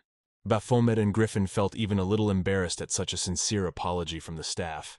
Some time passed, the whole situation was finally clarified, and night fell. Baphomet walked down the corridor and thought about the fact that there were no hunters, even money-obsessed hunters like this one. He also wondered why this foreign woman had winked at him, and thought that perhaps it was a call for a fight. Suddenly his thoughts were interrupted by a hand out of the darkness. It was Griffin who easily stole Baphomet's towel. He turned around and asked what the man had done, and Griffin replied that the man couldn't even sense his presence. He wondered how on earth Baphomet had been able to remove that cloth he had been wearing while sparring. Afterward, Griffin remembered how their battle had gone. As Baphomet performed his attack, he suddenly felt something missing from him. Then he looked down at the spot where the bandage should have been. But of course, he didn't find her there, and so he didn't understand how this could have happened in the first place. And in fact, that bandage didn't even fall into Baphomet's hands back then. She fell in the pool with him and stayed there to swim. Baphomet wondered if Griffin had really followed him just to ask that. He added that his movements were too sprawling, and the cloth hung as if begging to be pulled down. Griffin couldn't even believe a rookie hunter could pull something like that off. He stated that such a small thing could only be noticed by a hunter with extensive combat experience. Then he asked Baphomet who he really was. Baphomet touched his neck and continued his speech. He stated that when Griffin chose him, he most likely did so on emotion because he uses the name that the monster that killed his brother bore. So he asked if hunters should be ruled so much by emotions and feelings. But Griffin told him not to change the subject and to answer the question. Baphomet said that if his interlocutor had been reasonable, he would have answered the question, but as it was, he had no reason to answer such a person. Griffin got angry and asked if the man thought he just wanted to get back at that boss. He said he just wanted to pick someone to spar with, who he could vent all his anger on. Baphomet suddenly thought about what he had said. Griffin asked if that answer was enough for him, and added that he was waiting for an answer to his question. But Baphomet interrupted him and asked his own. He said that wasn't the reason for Griffin's anger, was because the tower boss had killed the brother he wanted to kill himself. Griffin went into a stupor after that statement. He asked what nonsense the man was talking about when Baphomet replied that he seemed to be right. When Griffin turned his back on him, Baphomet said he didn't feel an ounce of hatred when he picked and beat him during sparring. However, the way Griffin just reacted was unexpected and gave him away. Thoth said it was because of his hatred for his boss. However, it was much more overt than it seemed at first glance. Griffin simply poured out his anger at him bearing the name of Baphomet, the monster who killed the brother he wanted to kill himself. Griffin asked if Baphomet really believed that he wanted to kill his own brother, but Baphomet said that hunters are far from saints and can kill people, though it remains a mystery to him why the man wanted to kill his blood brother. Griffin listened to all this and stopped talking abruptly. Then he asked to change his question posed to Baphomet. He remembered the murderous aura that Baphomet had emitted at the end of the fight. It could only be felt in one place, either in a dungeon or in a tower, and only from the highest-ranking monsters. Griffin said that a human simply cannot possess the aura of a monster, which means that the answer appears by itself. The guy in front of him is a monster under the mask of a human. Baphomet started laughing out loud after making such statements. He laughed long enough, but finally calmed down and said his answer. Baphomet looked at Griffin and said he was a pretty interesting toy, just like his brother. He asked what he would do if Baphomet was indeed a monster. Because any hunter you ask would say they should be killed immediately. Taking Griffin by the shirt, he added that if indeed he was a monster, then their relationship was tied to death. And then they're in the same boat, and that was the boat they were supposed to kill each other in. Glancing at Griffin, he said he would gladly wait for the day when he would truly know his true identity. He added that he really hoped Griffin would get stronger, or else die by his own hand. The day passed and morning came. Baphomet and Masson were moving through the neighborhood blocks, and Baphomet wanted to ask the manager about where they were going. Masson smiled and said that it was impossible to run from internet cafes to public baths all the time. So he prepared a place for him to stay as a reward for successfully completing the orientation training. Of course, the training didn't go smoothly, but still, after a little more time, they finally approached Baphomet's place of residence. Masson said there is an eco-friendly green courtyard inside, and the house itself was traditionally Korean. There was a brief silence, for Baphomet could not believe that he had been brought here to live. Masson had expected the reaction to be just that, when Baphomet lost his temper and started yelling at him. Thoth told him not to consider such a house an inconvenience. A house on the outskirts of Seoul was the best place to subdue Baphomet's aggression. Then he thought that maybe the house really wasn't so bad after all. Baphomet said weeds and grass can be easily gotten rid of, and an open yard is a good thing. It was enough to renovate the place and you could live in peace. Masung didn't believe it, and asked if Baphomet was realistically not even going to complain, or if he had developed a problem with his head after falling in the pool. But the man said he was fine. The manager recalled that he had originally wanted to live in a high-rise building and enjoy looking down on people from above and shouting, "What fools!" Baphomet replied that living in a high-rise apartment building was like being locked up, so he didn't envy the people living there at all. Ma Song was even a little disappointed by his words, expressing the utmost disinterest. He asked if nothing happened during orientation day until he saw the However, Baphomet constantly felt someone's gaze on him. It haunted him constantly and was felt everywhere he went. Of course it was Griffin's gaze, but he felt it unnecessary to mention it now in front of Ma Song. While they were talking, Baphomet felt some dark silhouette looking directly at them again. He heard the silhouette discussing with someone about how a new guy had joined their academy, meaning Baphomet, so it would be a good idea to use him. Suddenly he turned around at the remarks he heard, but there was no one at that place anymore. He told Ma Song that he thought someone was looking at them, but he replied that there was no one there, and he must have just imagined it. They got distracted and the general manager said it was about time to start briefing. He apologized for making it work right after the orientation was over, but he was clearly the best suited for the job. Rookie hunters are put into groups of 4 with a mentor after orientation to get them used to real combat, so this time his object of observation was someone on whom he cut short his speech. A group of people appeared in the frame, who were discussing something, and then noticed a guy walking towards them. Everyone immediately recognized the legendary Baphomet. The guy with the clipboard said he was surprised because of being a mentor for such a famous personality. You might even say he was honored. The action traveled back to Baphomet's memories before these events. He wondered what kind of surveillance Ma Song was going to set up. It wasn't even an instant assassination target like he wanted to do.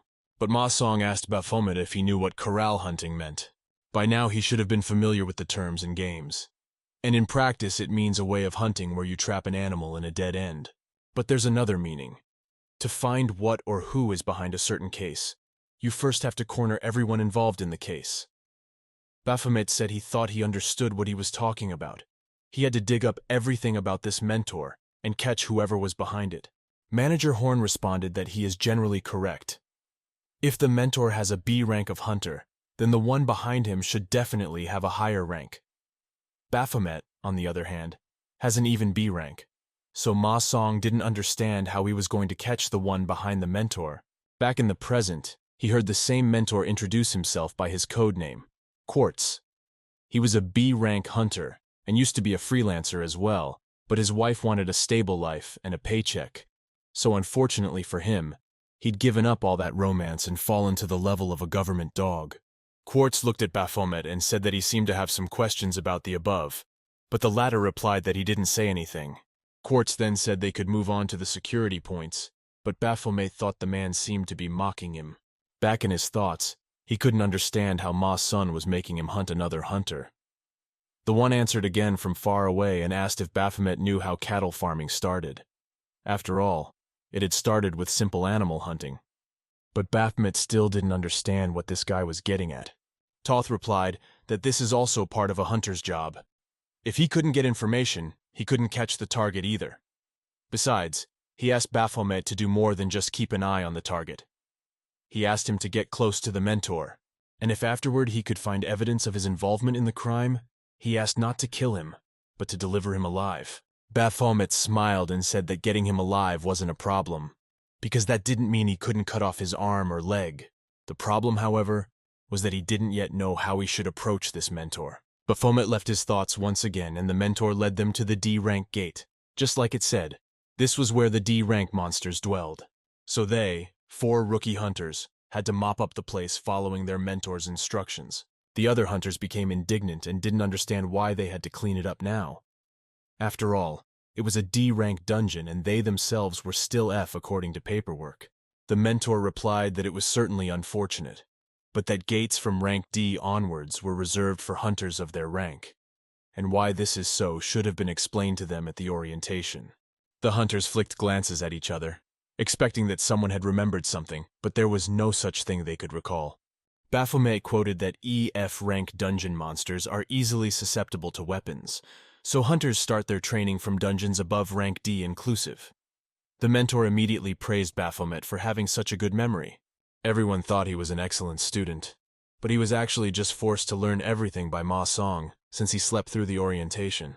The mentor said that according to what Baphomet said, their sweep zone was really not limited by the power of their weapons and those gates starting at rank D.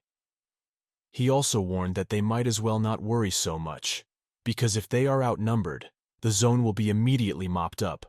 So he told everyone to take their weapons and start heading out. When the mentor looked at Baphomet, he asked him if he had not been provided with a weapon, but he replied that his weapon was his fist. The mentor had heard that martial arts was not a class, so this was all a bit strange. Quartz said he would go first, and the others were to set off after him, when suddenly Baphomet was shoved by one of the guys, rudely asking him to back off. Baphomet looked perplexed at the boy who had disturbed him. The same one turned around and told Baphomet not to get cocky, and he realized he had seen that face somewhere before. Baphomet immediately realized that he recognized him as the man from the trio that had publicly denounced him upon introduction. After a while they did enter the dungeon, and the sounds of blades were heard there. One of the guys shouted furiously as he fought the local monsters. With his two-handed sword, he cut one of the lizards open. Only he wanted to laugh from the way he had destroyed him as a new opponent appeared behind his back. But he managed to put up a block with his sword while his mentor watched on.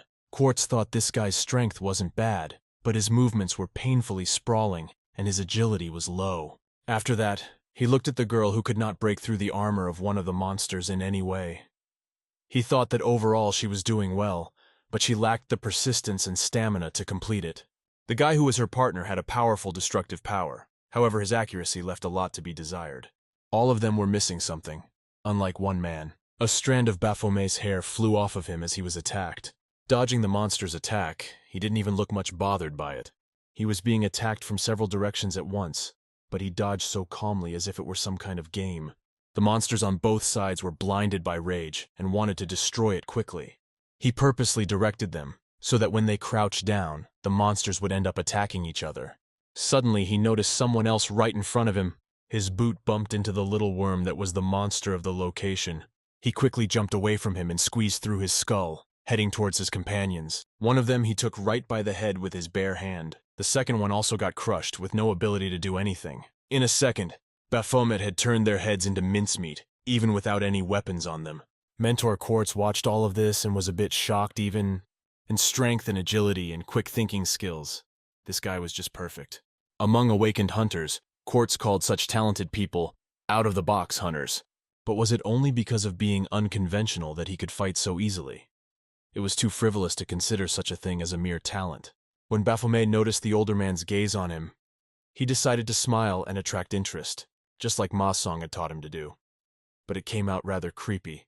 When the battle was over, the mentor said he was glad for the fact that they were okay, and no one was seriously injured. Baphomet realized that they had just dealt with the monsters as well, and got feedback. But none of this was fun at all. Catching weak monsters could be done once twice, and then it was boring. He almost cursed Ma-sun for asking him to do it as many times as his mentor needed him to do it. Baphomet had a desire to fight with someone who would be at least on his power level. Suddenly he thought about it and turned to his mentor, realizing that he had a rank in the... He could barely contain that urge to fight, but he really wanted to get into a fight with him at least once. A little time passed and their entire group moved to a ravine near the battlefield. The girl asked if this dungeon would be cleaned up once they destroyed the boss, to which the guy next to her replied that it was strange. After all, the condition for the appearance of the boss should be the destruction of all the normal monsters of the dungeon. Quartz replied that they usually did, but now was a small exception. They agreed that they would now get to work moving the monsters' corpses. All the limbs and the most important parts of the body were gathered in one place. The boys reached out and asked their mentor if that would be enough, to which he replied that for now, yes. There are 2 conditions for a dungeon boss to appear. If you pile all the monsters in a pile, the boss will smell blood. Suddenly, a sudden jolt spread through the dungeon. The girl added that the atmosphere had also become strange. As Quartz stood nearby, a huge boss came out behind him, and he reported that this worm always appeared already agitated, and the name of this boss spoke for itself, the death worm. This creature is very fond of blood, so it's easier to bait it on it as well. When the boss showed up in full size, Quartz asked to be careful because he wouldn't really want him to eat any of the hunters. The guy with the 2-handed sword was just shocked at the size of the worm and didn't even believe it was possible to catch it. He really hoped that they would have a mentor to help them if things didn't work out. But first, he had to prepare for the attack. Suddenly, Baphomet kicked him with his boot and shouted at him to get out of the way. The guy was thrown hard to the side and dropped his sword. He was immediately picked up by Baphomet, thus deciding to take it for himself. The others were shocked that Baphomet had just taken the weapon away from his own comrade. They shouted at him that his actions now amounted to suicide, for if he used another's weapon, his ability to kill would be gone. Even Quartz thought this behavior was too violent. He reported that it looked like not only the boss was on edge right now, but also their rookie, so the latter was trying to stop Baphomet from rash actions so he wouldn't lose his professional abilities. However, Baphomet didn't even think of stopping his movement. He immediately jumped right into the boss's mouth. The hunters were shocked at the force of the jump, for he had lifted himself off the ground a great distance by the strength of his legs alone. Mentor was also watching in amazement at what was happening. He said to himself that Baphomet would definitely die now, despite all his power and talent. Then the one thrust closer and closer to the boss right from above. His gaze expressed the utmost concentration and eagerness to kill. The boss was already preparing for easy prey, as surviving in such a situation would be a miracle. There was a loud sound of a blade going straight through the boss's entire body. Then Baphomet finished his attack and sat down on the ground, right in front of the boss. A second later, the worm was torn in 2 by whatever attack Baphomet was able to deliver. The hunters in his squad were simply shocked at what had happened. Needless to say, Quartz himself couldn't believe his eyes. He only glanced at Baphomet as he turned around to see the reaction of the others. The first principle Baphomet learned in the human world is that the strong always follow the men. He finished his attack and sat down on the ground defiantly. Turning again to everyone else, he expressed confidence in his actions. His comrades asked how he could kill that worm in one blow. Even though the guy who hated him said it was no big deal, Turning around to the girl, he saw how she was just crazy about what the Baphomet was able to do. Quartz praised the lad for the matchless battle in which he had so easily defeated the... So he stated that he believes the decision on the Baphomet hunter has now been made. In his thoughts, Baphomet was proud of the Freemason and said that the mentor would probably want to get closer to him after this. But Quartz said he didn't think this guy would need any guidance from him now, so he could leave the squad in peace. Before the Baphomet could even realize all of the above, he continued to be proud of himself. But suddenly he realized what had happened and shouted loudly. Quartz stated that if the mentor decided that the hunter no longer needed his or her help in learning how to actually fight, the mentor could go straight into the hunter's independent activities. While Quartz was congratulating him and saying that it had been a long time since they had had a hunter who had ended their practice so quickly, the Baphomet realized that this was exactly the kind of outcome that could not be allowed to happen. He also added that he would divide the magic stones amongst everyone, namely the ones they got from the monsters they destroyed themselves. He added that if they went to the management, they could exchange these stones for money, while BFMs was still in a stupor and shocked at what had happened. Baphomet started making excuses and saying that he wasn't really that strong and these guys next to him would have defeated this boss pretty easily. But they literally had Mission Impossible written all over their faces. He added that if someone feels pain or some kind of abnormality in the body, that person should go to the hospital and undergo a medical examination, respectively. Then the mentor turned to the Baphomet and said that although their acquaintance with them had not been long, they had all done a good job. So Quartz wished them luck in the future. Baphomet remained standing there shocked and unheeded. He started to blame himself for what had happened when suddenly he heard someone calling his name. It's like he forgot about all the problems for a second and decided to go back to his voice. The same girl from the squad stood next to him and asked for his phone number. After a while, they moved to the car where Mason said it was all pretty predictable. He added that things just couldn't have gone as easily as he had planned. Baphomet was beginning to think that maybe he'd gotten the assignment too hard to begin with. The man held out his sword in front of him and said they should start with a simple... They acted out a scene where there was a hunter criminal who needed to be dealt with immediately. His rank with Ora, he and Mason still continued to ride in the car, and the man told the Baphomet to completely choose the punishment for the man himself. Then the Baphomet swung his blade and was about to deliver the final blow to the criminal. While reading his phone, he saw different headlines when he was looking for a way to get rid of corpses. It recommended moving the corpse to a dungeon to complete the boss hunt, thus clearing it. The thing is that cleared dungeons are automatically destroyed, so the corpse would also be destroyed. He just came out of the dungeon portal and closed his phone.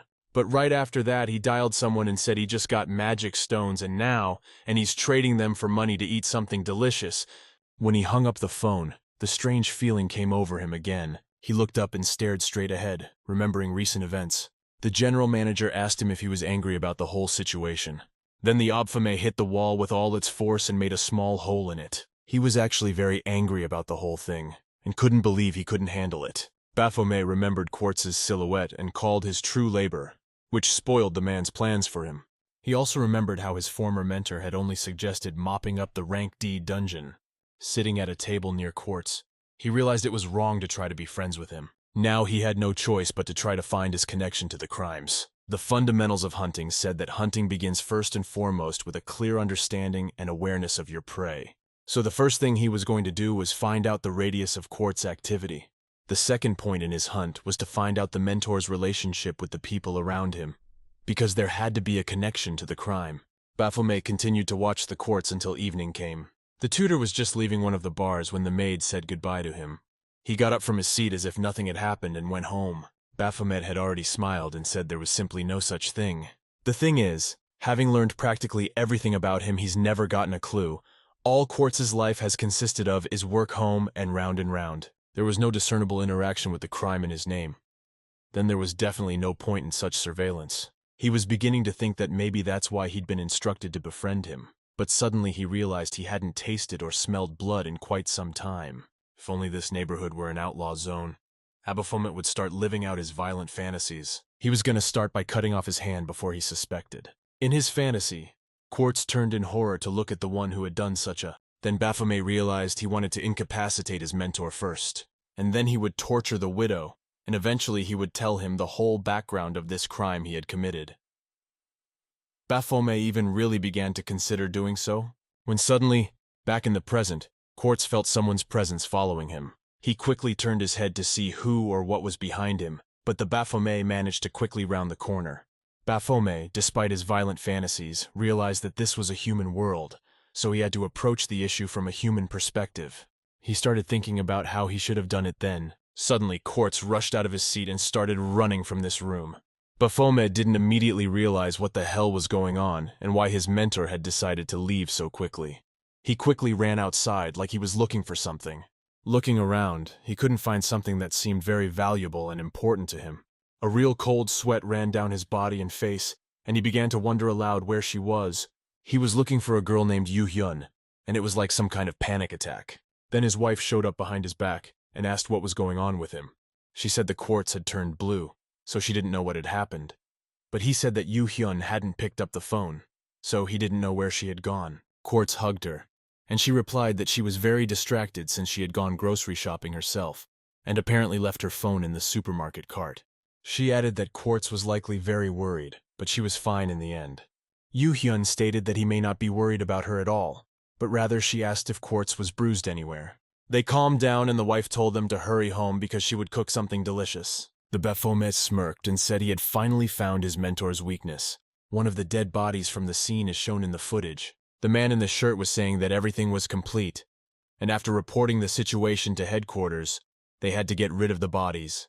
When suddenly, while going through one of the dead men's cell phones, he noticed a strange search query. There was a line called "How to Fake an Accident," so the man didn't immediately know what it was about. Suddenly, someone burst into the room, and there was a heavy stomping from down the corridor.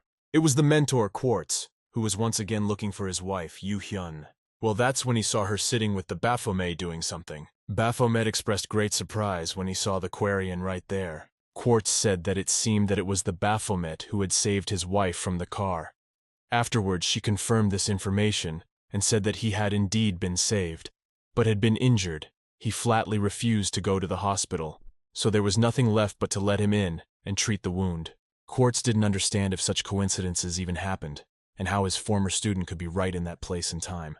Baphomet was surprised that this guy was a hunter too. When he got close to the frame, he decided to touch it to see the family photo. But suddenly Quartz came up behind him and grabbed his arm, calling him by his first name. He said that he was very grateful for saving his wife, but he also wanted to ask something, namely the car that almost caused the accident. He wanted to know its license plate number. He also said that it was getting pretty late, so their conversation could go on for a minute, so it would be better to go outside. But their wife stopped them and told them that before leaving, they had better have dinner together.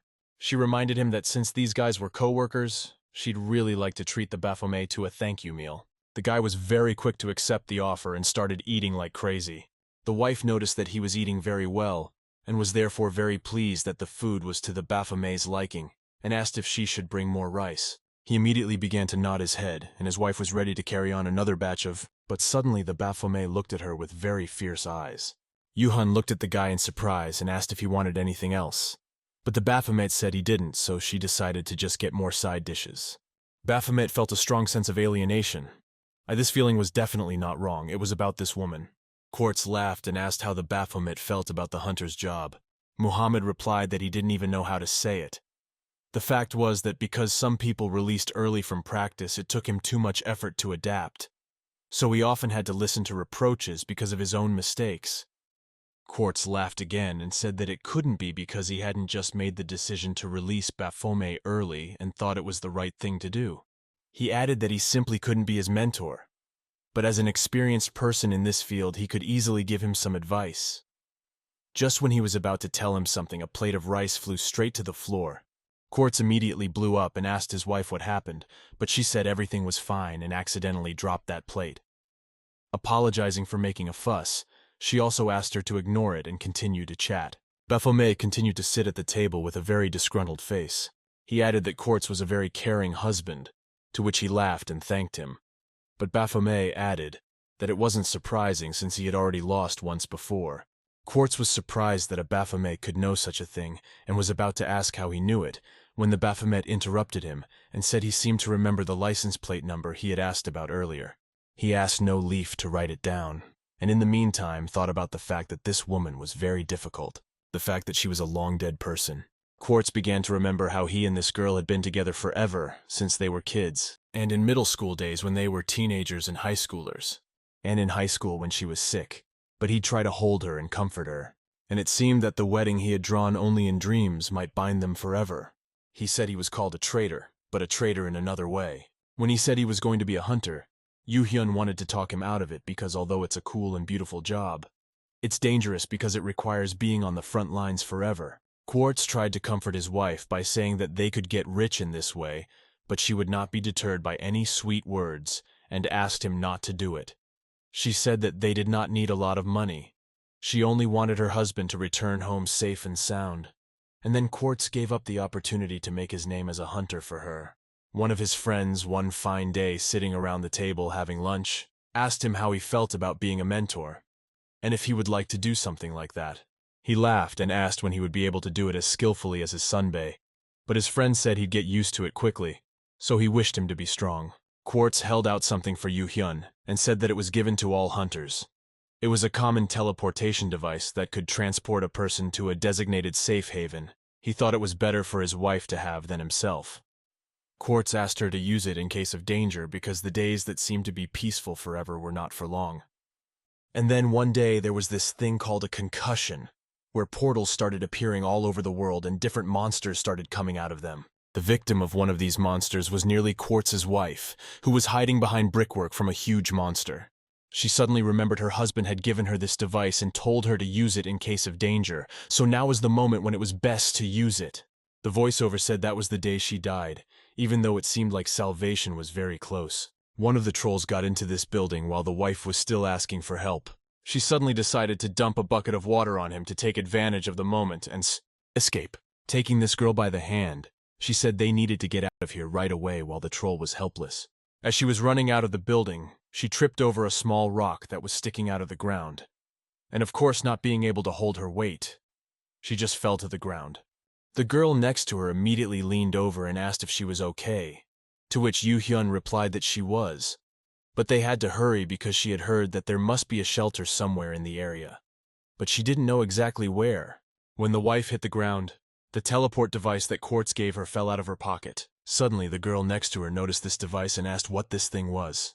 And then she said she seemed to know. So she quickly picked it up in her hands. She apologized for saving Yoo-hyun and was going to use this device. Then she said that she had nothing personal against her but just wanted to live, after which the system displayed a message to her that she would be moved to a designated safe place in a moment. Yoo-hyun didn't even have time to say anything or warn the girl, but only held out her hand. And just moments later, the girl's silhouette dissolved into blue as she was teleported to safety. The wife couldn't believe her eyes and what had just happened because she had been betrayed by a random girl. And a huge cobra came up behind her, and all Yoo-hyun could say was that she wished she had her husband by her side. And that day she did die. But she didn't understand why she was alive and what her husband had done to her. The action returned to the present where after Baphomet texted him the license plate number, he realized that this car was indeed registered in their yard.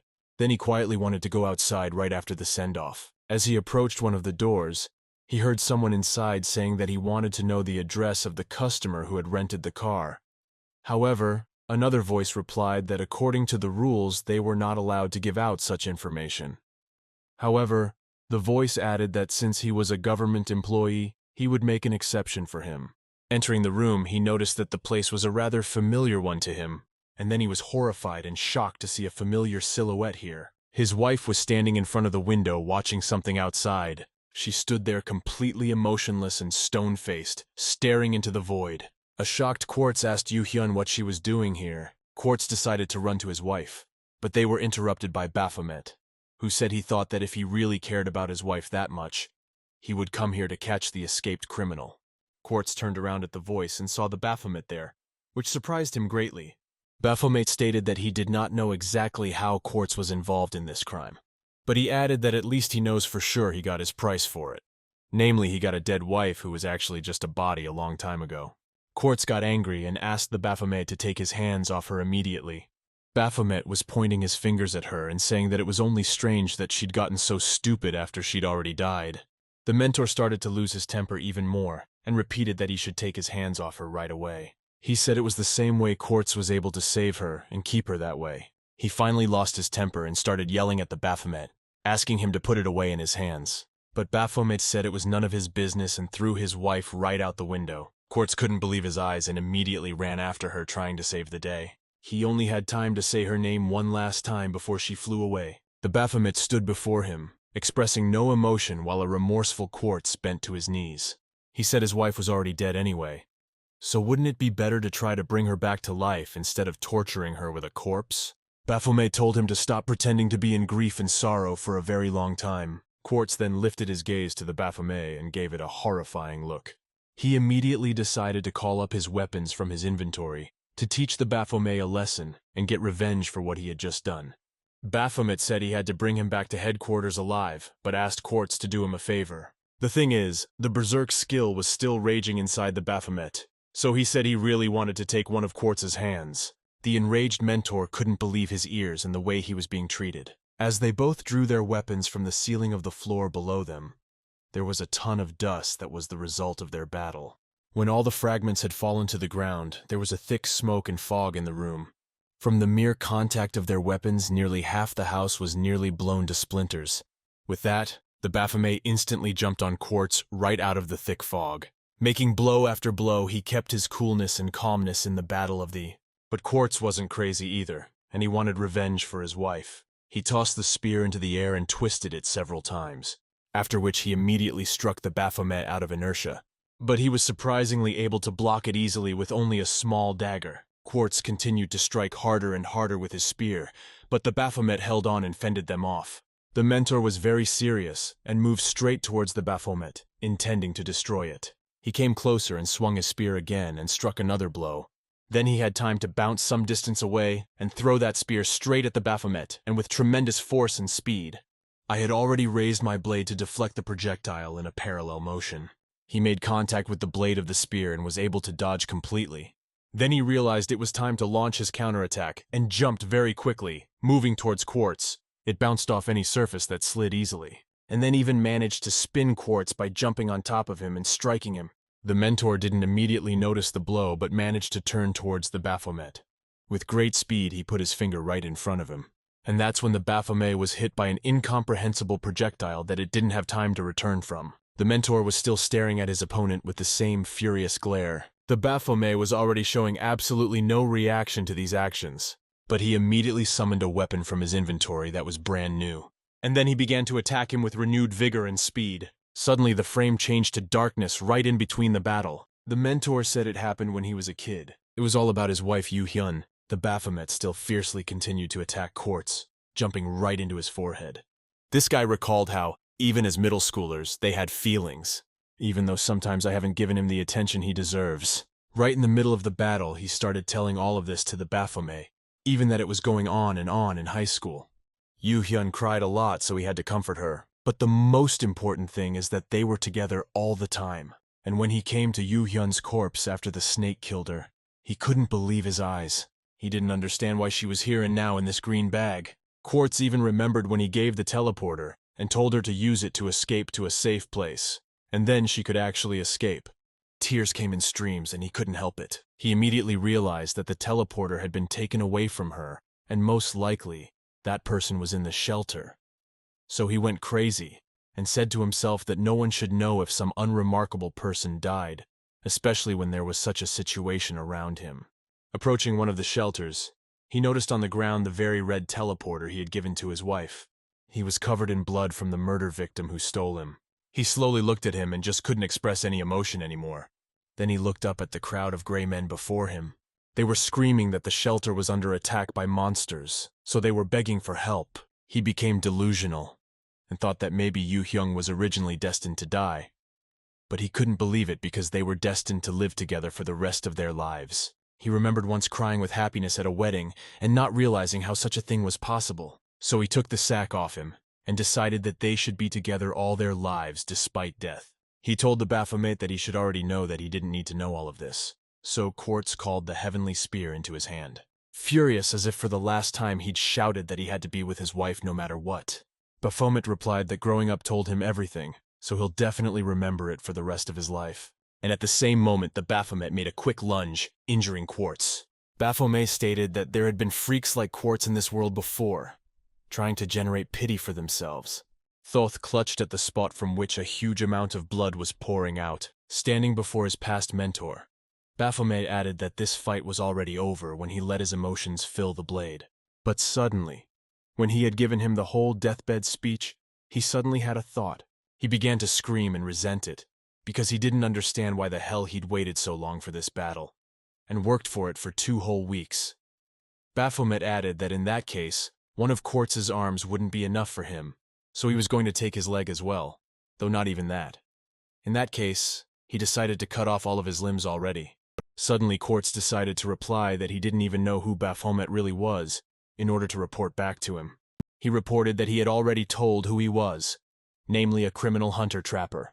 Baphomet continued to stand and listen to Quartz's words as he continued, and said that he had done nothing wrong, and Yu Hyun was a person who should live.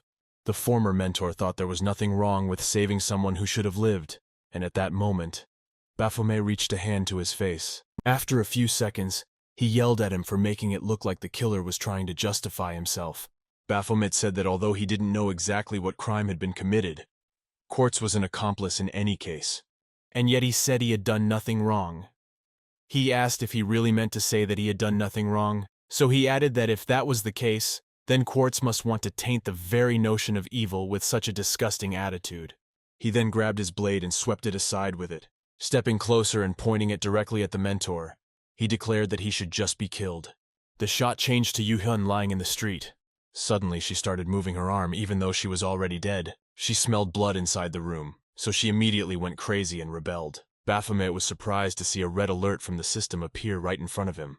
The same thing happened in front of the Quartz, so no one knew what was going on. It said that there had been an emergency, and now the system error monster had appeared, and the hunters in the vicinity must destroy it immediately. Baphomet didn't even realize what was happening at first, but suddenly a huge hand appeared behind him, flying straight towards him.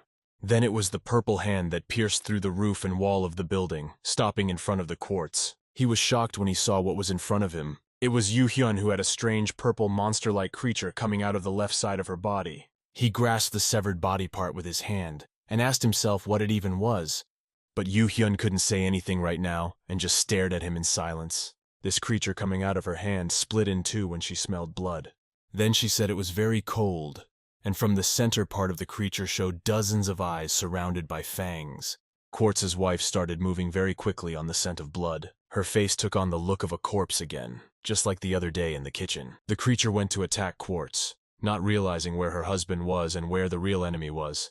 Baphomet suddenly intervened and said that this creature was an inferior brat and dared not trespass on his prey, so he cut off part of the monster's jaw with one deft action. Yu Hyun, in the form of this monster, started screaming in pain and calling out for her mom in such agony. Baphomet's passive skill, called Furious Battle, was activated, after which he said that in the guise of a demon in front of them is the wife of Quartz, so it is quite ironic. Baphomet asked the mentor if he still considered this creature to be his wife. System reported that in case of heavy bleeding, an effect that increases all characteristics by 15% is activated. Baphomet said he sees this woman now exclusively as a monster. The creature started screaming about killing Baphomet, but he told Quartz he'd already warned him of the dangers. He said he didn't know how he saved her, but it was weird. Quartz used a somewhat evil and disgusting energy, such that even Baphomet was sickened by it. Looking at the monster in front of them, he asked if such a thing could even be created by man. Tossing the blade and grabbing it with the right side, he said he didn't know who did it, of course. However, as a hobby, he was disgusted by it, so he immediately headed for the monster's main body, after which he immediately stabbed him in one spot. Sliding down, he decided to make a huge wound on him. He looked directly into the creature's eyes with great disdain. This monster watched in fear and horror at what Baphomet was doing. Then he drew his blade again and prepared to attack again, jumped on top of him and was about to attack him head-on, slicing his jaw open. He pointed the blade directly into the eyes with which Quartz's wife could view this world through the monsters. Then she stood up and humbly awaited the situation. Suddenly a new wound appeared on the boss's body and began to bleed outwards. Moreover, similar things started happening all over my body, and my wife couldn't understand what was going on. In a couple seconds, he was literally covered in blood and wounds due to the Baphomet moving too fast. An enraged Baphomet just wiped the face of the earth, This creature. After a few more seconds, the entire battlefield was covered in a bloody fog and traces of attacks. Everything was so bloody that the room itself was red. Finally, the Baphomet delivered the final blow to the main body. Cutting through that thick, bloody fog, he was able to complete the whole thing. Yu Hyun's head went flying right over her husband, who watched in horror. He fell down next to her and decided to take one last look at her. Quartz couldn't believe his eyes, and shock seemed to have become a familiar state of mind for him by now. In front of him lay his wife, part of whose head and body had been badly mutilated. But she was no longer speaking through her main body, but through the monster lying on the floor that the Baphomet was about to destroy. Finally crushed the last part of him that had kept her alive so far. The system's message said that people who want power always pay a high price, but Kim had a headache and didn't understand what those words had to do with it again. The passive skill of fierce battle has activated the cruelty debuff again, causing the Baphomet to once again become ravenously hungry for killing. He was very angry at this addition because he understood the bad consequences of it. However, after a few seconds he realized that it didn't change much of anything. Doesn't make a difference because he had a victim right in front of him that he was going to kill anyway. He figured that if Quartz wanted to continue living any way he could without letting his wife go, then the Baphomet had better kill him here in person. And that's when they can spend the rest of their lives together in hell. But as soon as he ran closer, suddenly, a notification appeared in front of him that a danger to the system had been detected, so it quickly blocked his actions and made him fall to the ground like a stone. He was informed that the danger level for the human shell had reached 99% due to overuse of skills, but the Baphomet didn't understand what this nonsense was or why his body wasn't moving. The system reported that all bodily abilities and skills are suspended until the wearer's danger level is reduced to an acceptable level. That's when Quartz decided to step in and give his opinion. He turned around and looked at the Baphomet with a murderous look, saying that if it wasn't for him, this wouldn't have happened. Baphomet himself lay on the ground without strength and said that he had done his best, but was now quite helpless. Quartz stood up and said that it would be better if Baphomet just pretended not to know and left them alone because then both he and Baphomet and his wife wouldn't be in this situation. But Baphomet thought that right now he would just want to eat a delicious meal. Quartz took his spear with a bloody hand and repeated that it was all the fault of the guy in front of him. Baphomet couldn't believe that he couldn't do anything because of some system that limited his ability, and now he could just die. Suddenly a message from the system said that whoever is in charge of them is more worried about the Baphomet than anyone else. Just then a shoe appeared right next to them, flying towards the Baphomet. It was a Freemason who showed up out of nowhere and got into a fight. Baphomet looked up at him in surprise, and was himself shocked by his presence. Quartz didn't understand what the man was doing here either. The general manager then apologized to his mentor and said it was going to hurt a little bit now. Moreover, Quartz must have briefly passed out, so Ma Dream sent him flying with a kick of his leg. He hit a stone wall, made a big crater behind him, and really passed out. He fell to the ground again and continued to lie on it with a bloody arm. The manager said this room was too much of a mess, but that wasn't his concern. He said Baphomet seems to have found hard evidence of the mentor's involvement in the crime. Ma Song added that things got a little messy and noisy, but nevertheless it all worked out and he did a good job, so the general manager asked to leave the rest of the worries to their company. Baphomet was about to say he almost killed the man, but then realized he should have done it before the leader arrived. He said that he would have done it if it wasn't for the damn system window that was plaguing him. Although the main problem was even worse, because if he was stronger, he would have killed his mentor already. The general manager told the Baphomet that it looks like he's so badly hurt he can't even move. After that, the actions at the location inside the Quartz house ended, and Ma-sun left the place. While driving in the car, he asked the assistant how the Cha Minu felt there. He said the Baphomet kept saying something about a hand, so he sedated him and sent him away in an ambulance. But what happened to the other one is the question. The deputy said the whole situation caused a stir, so he couldn't do anything to alert the hunters to the danger at the time. The manager said there were a few hunters hanging around and he gave them something to send them away from the scene.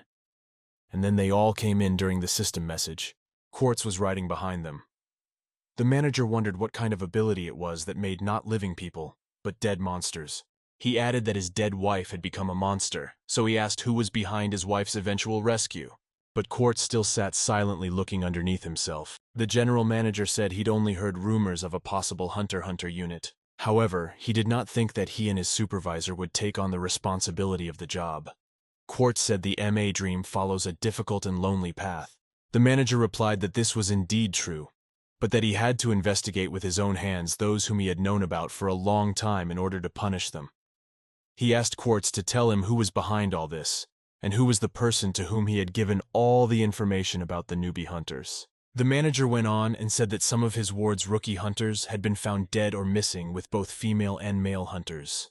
The manager said that if he's right and Quartz passed on information about the new hunters in exchange for his wife's life, it's a felony. Quartz still expressed no emotion and had no intention of answering questions. The manager said that apparently now he was not going to say anything, and in that case he would have to wait a little while as suddenly the driver felt something. He urgently kicked on the car's brakes, but noticed they weren't working. He turned to the supervisor and said that it looked like they had a sudden brake failure and he couldn't believe it. At that moment, a creature resembling a monster and his wife appeared behind Quartz's back. Suddenly the supervisor said that this hunter would be hard to catch, and felt something going on in the back seat. Quartz spoke for the first time and wished the mall leader good luck in catching him. The driver and the manager started to panic because they realized what was happening. The driver tried to stop the car by at least skidding into a slight drift. A second later, there was a loud rumble all the way down the street. A violet light began to appear in the screen, resembling the rays from the glow of a dawn. Under the door of the overturned car, the remnants of the monster that caused the accident reappeared. It was crawling outward, getting bigger and bigger. There was a ginger cat pulling up next to this place. As he started to walk away behind him, the same car with the manager and his assistant was seen to have flipped onto its roof. A cat climbed into one of the nearby buildings through a window. On a small table was a black clipboard. The cat quickly jumped on it and activated it with his paws. That's when it started showing some hunter information. It was Baphomet and his hunter status. His real name was given as Ming, and his class was warrior. After a while, the Baphomet woke up with a bandage on his head and felt a strange pressing sensation on him. He couldn't even breathe freely, so he felt really bad. He looked at what was on his chest. It was a white cat. But Baphomet did not yet understand what kind of animal it was, though he felt as if he'd seen that white cat somewhere before.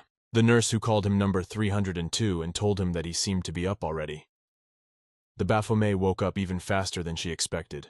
That girl calling him number 302 was a big trigger, because he'd only known one other person in his life to call him that. She said they hadn't seen each other in a while, so she asked how he was doing. Then she added that the guy was still so handsome. He had flashbacks of the girl making him work at the mine to pay for his treatment. Baphomet was in a real panic because he didn't want it to happen again, so he started screaming. He began to somersault and slept off the bed while the nurse only had time to grab his kitty. She asked Baphomet if he could move, because if he was quarantined, it must be quite difficult. Baphomet asked aloud what the quack doctor was doing here, to which she said that this was her hospital, and added that he owed her a lot. The girl also added that she was very surprised because people say that he works with Ma Sonen's supervisor. She didn't think that the guy was the kind of person who could work under someone else's supervision, but it turned out to be the opposite, and it was unexpected for her. Baphomet didn't even know that she knew the supervisor. Then she licked her lips and was about to add something to her speech. She put her heel on the guy's stomach and said that his body seemed to have gotten even better. He started screaming and telling her to get her hands off him, but she said that she was touching him with her foot, not her hand. Baphomet said that this time it was different and that he was stronger, so he wouldn't let that girl get away with it. But the nurse just laughed and said that he couldn't even move, so it was impossible. The Baphomet stood up and asked something again going to do with his body. But the nurse said the guy was saying strange things because if anyone heard them, they might misunderstand them. When the girl asked what she'd done to him, the Baphomet almost went crazy because she couldn't help but know. She said the only one who doesn't know anything here is number 302, which is Baphomet.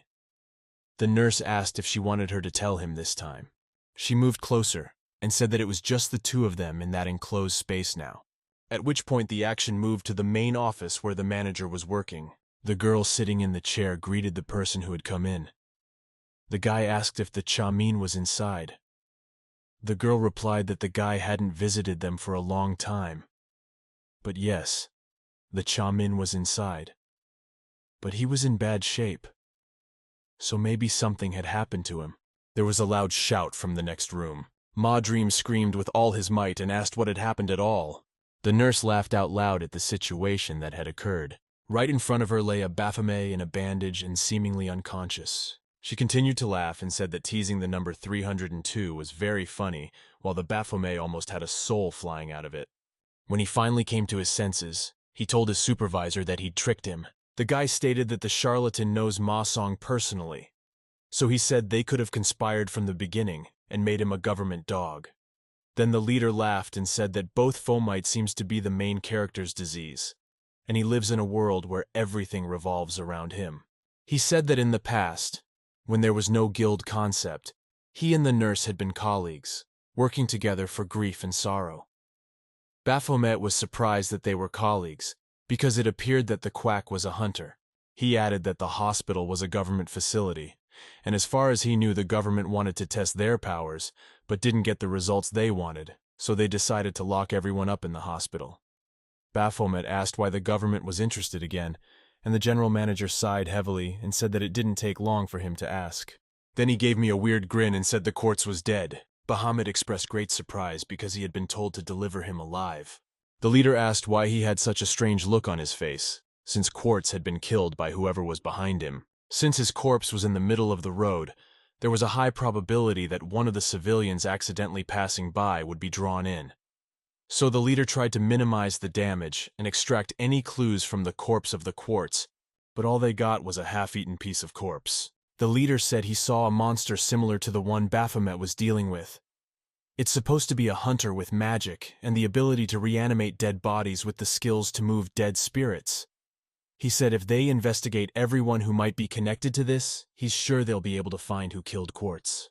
Baphomet interrupted his stories and asked if he was joking with him. He added that he would rather kill him himself than let him die so senselessly.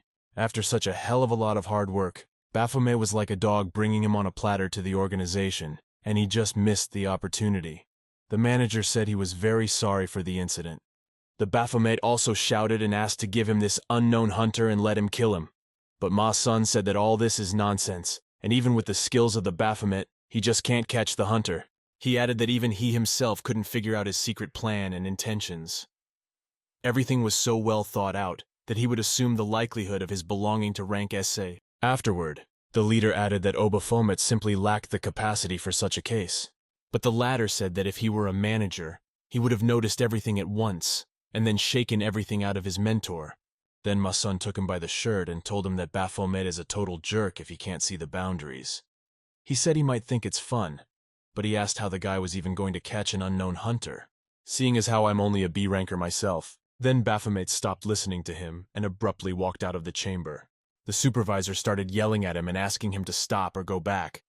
But in response to all this, Baphomet just gave him the middle finger and told him to back off. You could see how uninterested he was in this dialogue. The nurse asked if they'd had a fight. He said he didn't, but they just hit each other and took their anger out on each other. Then the manager turned to her and asked her if it was true that she had extorted money from Mr. Chan under the pretext of medical treatment. Then she decided to play dumb and say she didn't even remember any of this. The general manager said that this should be reported to the police, so he quickly dialed a number and was about to accuse the official. But the nurse asked him to stop and said that there was a reason for that. She said the government once brought a bloody young man into her hospital, and all the law enforcement guys said was that it's up to her to save Baphomet or not. The look on his face made her realize she was facing a celebrity she had only seen on television. The government's plan to make him a hero hunter failed miserably. She said that hunters like that last a day or two, and then they're discarded as spoiled, so Ma Sung should watch his mouth. But the general manager claimed to be a government dog too. She looked at the guy with her bucket and said she didn't know about it at all. But Ma Dream added that there are two ways to serve. You're either a government mutt or a wolf hiding your true identity. The nurse remembered another girl coming up to her and telling her that the patient was hopeless, and it would be a miracle if he survived. At the same time, the girl remarked that during the treatment, the patient should have the strength to get through it. But in his case, it was almost impossible. And then in that moment, something extraordinary appeared before her eyes. It was a red system window she'd never seen before. The supervisor was surprised that the window was red instead of blue. The girl said that was strange too, but what was more amazing was the message from the system itself. It said that she had to save this guy, or she would die. So she did everything in her power to save the number 302. The girl added that she had just outdone herself that day. The general manager interrupted her and said that it was not a mission message or an urgent threat message. The girl was just as surprised and didn't understand what had happened, but she thought she had done the right thing, because if she wanted to find out more about the number 302, they must have something to do with it. That's why she decided to demand him to repay a non-existent debt. Ma Song realized that the system seemed to have an ego of its own, and the one that threatened her. Previously, he didn't have even a shred of information about the existence of such a phenomenon, but the nurse said it was even romantic in a way. It's as if the system fervently loves and protects the number 302. After these events, it took some time for Baphomet to recover. The guy from Rogue's organization said that he was under quarantine now, and in general he needed a rest, so he was told to devote some time to this one. He advised Baphomet not to worry so much. All hunters have this condition at least once. So he advised him to consider this time as a vacation and do what he couldn't do before. In general, to enjoy the time he had. Though in his mind he realized that it was unlucky for him to fall into such a state of overstrain right during a fight. He wanted to add one more thing and remembered his conversation with Ma Song. He asked the leader if he should continue to monitor Cha World as before, to which the senior replied that yes, he should continue to do so. This time, however, it was to be a little different. Surveillance and defense were becoming the main factors. If the mentor had already given the unknown person data about Baphomet, they simply couldn't rule out the possibility that he might be in danger. Then the lad returned from his thoughts to reality and said he would rather not add anything, but would contact Baphomet when the following orders were given. But suddenly Baphomet was very interested in the things that were on the aide's ears.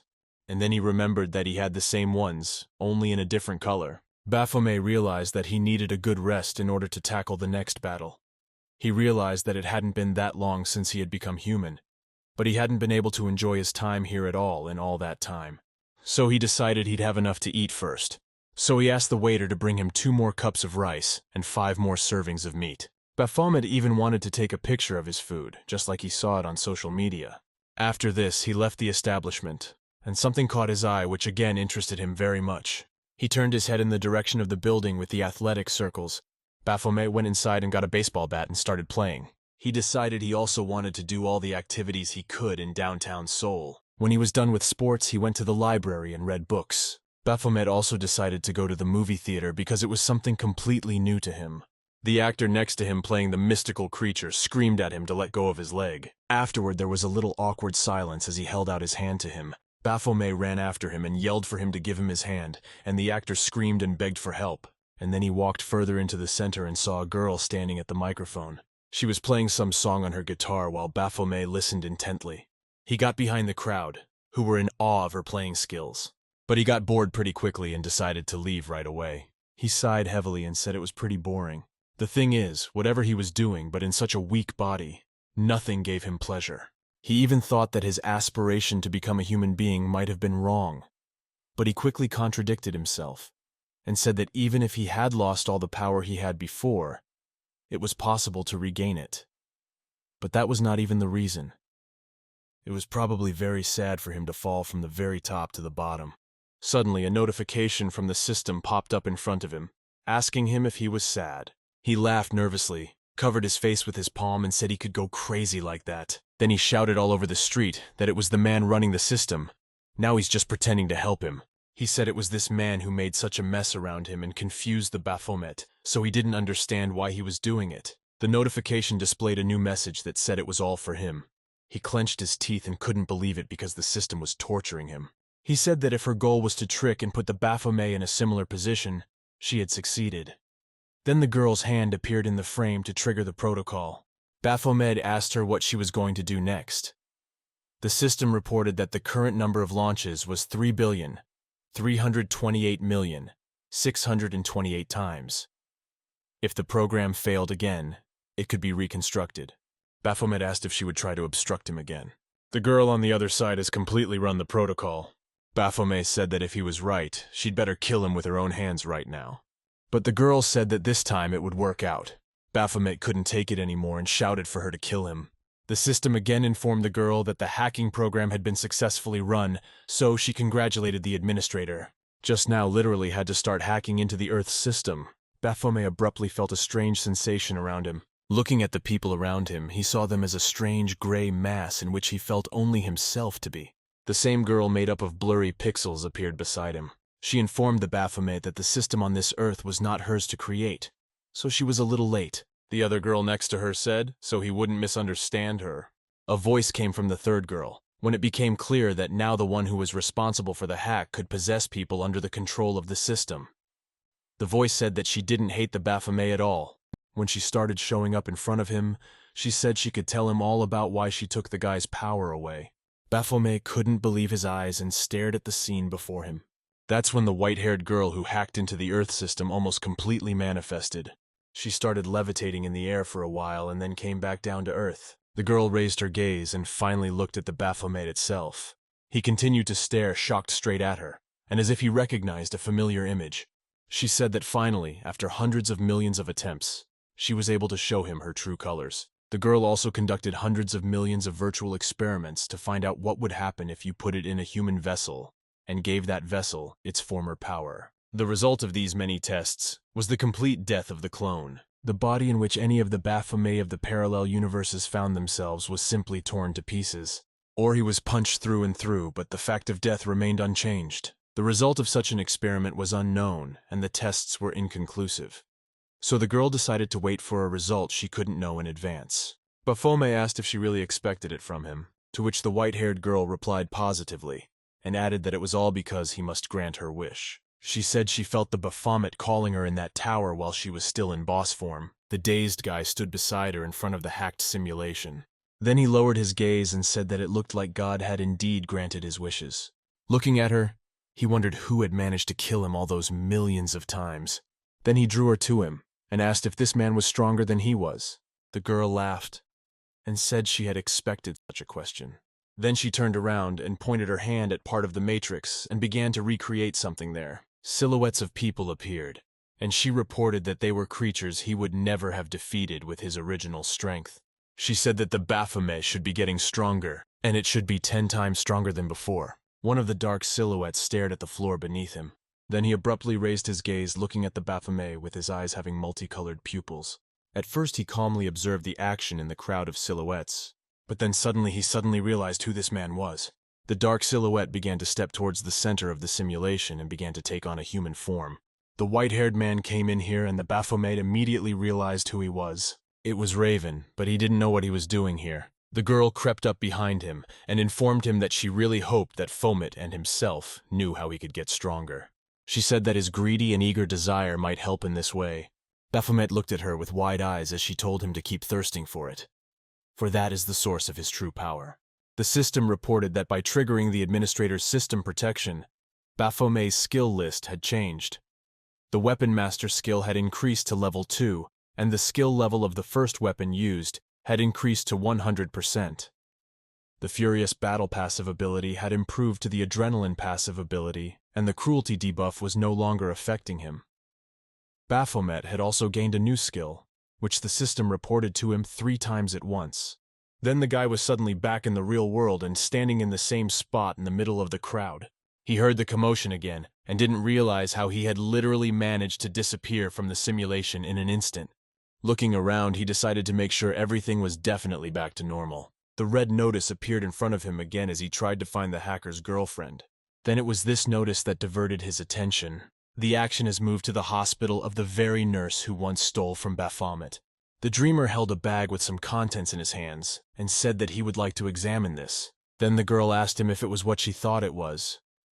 Most likely it was the sample of the monster caught by number 302. Then the manager confirmed her words and added that he wanted to ask her to investigate the composition of the sample. The nurse said that it was not difficult for her, so she agreed without any problem and said that she could complete it by tomorrow. The general manager was comfortable with those terms, so he quickly thanked the doctor, but before he left, the girl added that she had done a little research on the body of number 302. She said that Ma Sun should know very well that she was capable of doing such a thing, and that she could get data even by just feeling a person. But the supervisor assured that the data could be wrong. The nurse then turned indignantly and said that this guy didn't believe in her abilities. The supervisor added that he was just being realistic, and such a thing was impossible, and the skill statistics in the first measurements weren't like that. The leader added that it had been less than a month since Baphomet had become a hunter, and his ability stats had increased by 10 times. Events returned to Baphomet, who was already recovering from what had happened. He laughed at what the table said, because it said that a hidden quest called Kara Raven, Apostle of Wrath, had been completed. And as a reward, he was getting Raven's own special skill. He said it was a pretty interesting twist. The characteristics of a hunter's abilities are an indicator of his strength level. Depending on the numerical value, a hunter is assigned to one of the ranks from S to F. There are 2 ways to quickly increase the numerical value of a characteristic, the main one being by hunting monsters. In addition, it is said that some hunters have a secret way to increase their characteristics. But this is just a rumor, and the existence of such a method has not been confirmed. Baphomet came into the main hospital and sat down across from the head while a nurse was also in the office. The general manager fixed his glasses and said they hadn't seen each other in a while, so he asked how the Baphomet was doing. Then he briefly replied that it was fine and didn't express much interest. The leader tensed up a bit and said he really hoped the Baphomet hadn't been fooling around all this time. But he said he's been followed all this time, so Ma dreams pretending he doesn't know anything. A young nurse was watching and realized that the boys were acting like children, even though they were both adults. The executive angrily cocked his head to the side. That's when the girl decided to stir when she saw the anger on the Baphomet's face. She took him by the shoulder and told him not to be so angry because the general manager must be sorry. At the same moment, the nurse took advantage of the situation and activated her identification skill, while she tried to talk to him, adding that they didn't have such a bad relationship to react so rudely to the girl. Baphomet didn't realize he was being identified and analyzed right at that moment, after which she slapped him on the back and called him a real brute. Baphomet was just furious and didn't understand how this charlatan was doing this to herself. The girl approached the supervisor and whispered that she expected the guy's performance to be above average. Then the supervisor started talking to the Baphomet and said that he had contacted him first, so he asked what had happened. Baphomet realized that Ma's leader had more information about the hunters than anyone else, so if he could get that information through the leader, he could also prepare for the guys from parallel universes who were much stronger than he was. He wondered if this meant that their connection and meeting with the supervisor had been determined from the beginning, and this woman had just made him a puppet for her own ends. Baphomet also received messages saying that he too could benefit from it and kill the strong enemy that killed him. For him it was a very attractive proposition, and Baphomet realized that this girl seemed like she was going to openly hint and whisper to him what to do. She told him that she could now interfere with the Earth system without interference, and he thought that if she had such extraordinary powers, she could deal with them herself. The girl hacker apologized to him, but she didn't have the ability to create or destroy anything, so she could only take away. But Baphomet asked how she'd made him human in the first place then. She didn't say anything at first, but then she said it was stolen too. While the Baphomet chatted with her in thought, the leader reminded her that he had actually asked a question, so would like to hear the answer to it. He finally came back and said he wanted to know if there was a job for him. But the general manager replied that not yet, since the gate doesn't generate criminals. Baphomet said he was sorry to waste time just waiting, so perhaps he could concentrate on the hunter's tasks for now. The leader cautioned him and said it wouldn't hurt to wait for a new target to appear. He said that the Baphomet should understand him because that incident could cause serious problems, especially since they had already left the case. But he was curious about something else. He looked at the Baphomet and asked himself how fast unorthodox hunters could develop their abilities, and if their abilities could really be useful to the leader. He said they'd do it differently.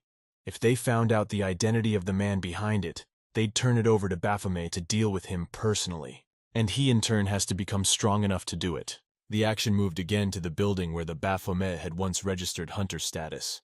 He asked for an assignment, and if possible in the tower area. He also asked for a weapon, but the girl at the front desk said that there are usually no tower-related assignments for F-rank hunters, so she asked if he really wanted to borrow a weapon again. She advised the Baphomet to buy or choose a weapon that suited him, since the rental cost was not so low. He objected and said that it was not interesting to use the same weapon all the time. Then he moved even closer and asked if there were really no missions. The girl smiled and said that usually hunters of rank A and above could attack the tower.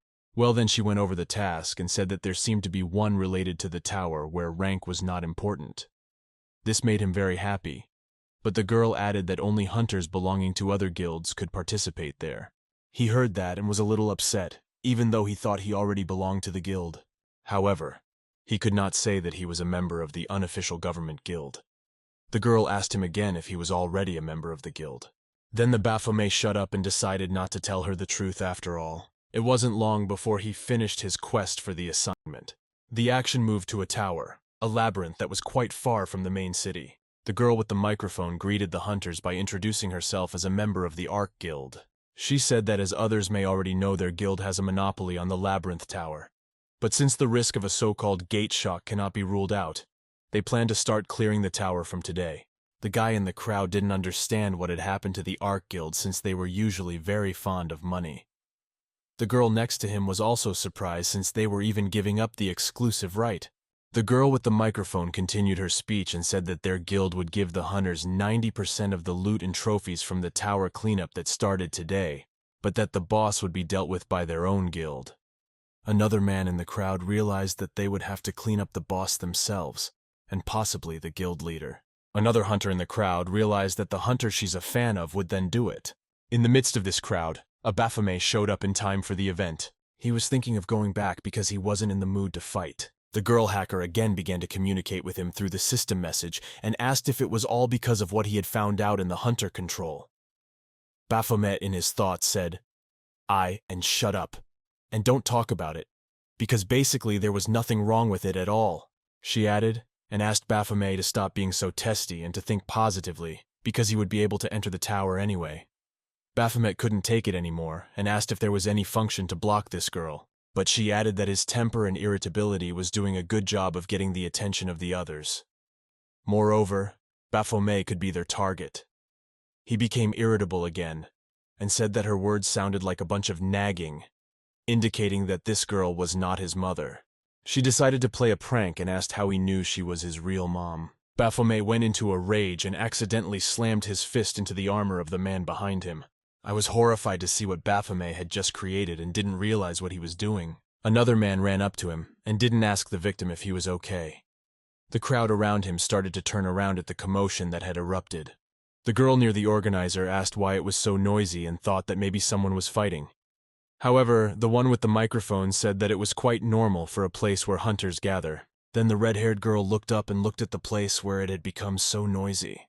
The image of Baphomet was very familiar to her, and she thought she had seen him somewhere before. The injured man continued his speech and asked Baphomet if he knew how much his armor even cost. He said it took a long time to even get it on the plane. So he kept blaming him and asked how he was going to pay for his mistake. For Baphomet, this kind of behavior was already commonplace, so he figured guys like this guy were everywhere. Baphomet lazily replied that there didn't seem to be an easy way to pay for such a thing. Another guy near the victim told him that any way you look at it, Baphomet looks like a pretty ordinary guy.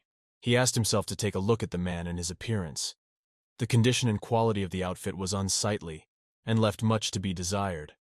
The guy also added that he had heard of F-rank hunters also being placed on assignment in the tower as volunteers, and it seems Baphomet was one of those people. Then the affected man laughed and moved closer when he realized that the guy in front of him had only a rank F. He once again asked how such a beggar man would pay back. He said that hunters of that rank usually go to lower-ranked dungeons and do meaningless work. He mocked Baphomet again and said he shouldn't have come here in the first place. When the Baphomet had had enough of this kind of attitude towards him, he extended his hand right up to the man's face. He told him to keep talking, and then Baphomet would show him how humiliating it could be to die at the hands of a weakling.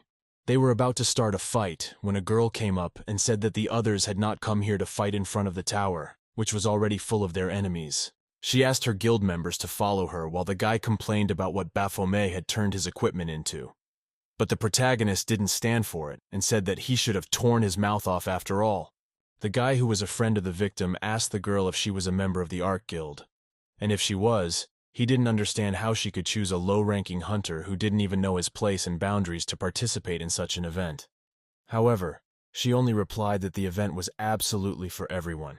Suddenly, the voice of the judges could be heard behind them, explaining the rules of the tower.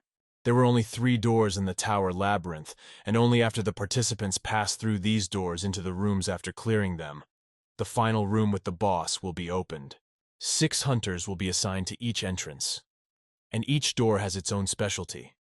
There are maps that will be considered cleared under the sole condition of killing a monster. And there are the ones where you have to print the monster first by solving a puzzle in order to clear it later. There are also trap maps. After the participants avoid all the traps, the monster will be waiting for them at the entrance. Then they will have to kill it and move to the next room. Suddenly, one of the guys raised his hand and said he had a question. He was wondering what map their guild would be going to. The girl made a nice face and said she didn't know anything. The judge continued to explain the conditions of the dungeon sweep. The rooms would change randomly within 24 hours from the starting point after entering the tower. However, no one knew which of the cards the contestants would receive. The tower is a labyrinth, so before entering the tower, the hunters decided to check for all participants. Baphomet was yawning quietly near the crowd. Suddenly, the judge began listing all the participants and naming their guilds, causing Baphomet to become very agitated. After the Reaper from the Disobedience Guild was summoned, the girl next to him noticed him getting even more worried. And the reason for his excitement finally became clear. He was introduced as Baphomet from the Sweet Pink Angel Guild. There was a momentary pause in the entire hall in front of the tower, because of what name his guild had.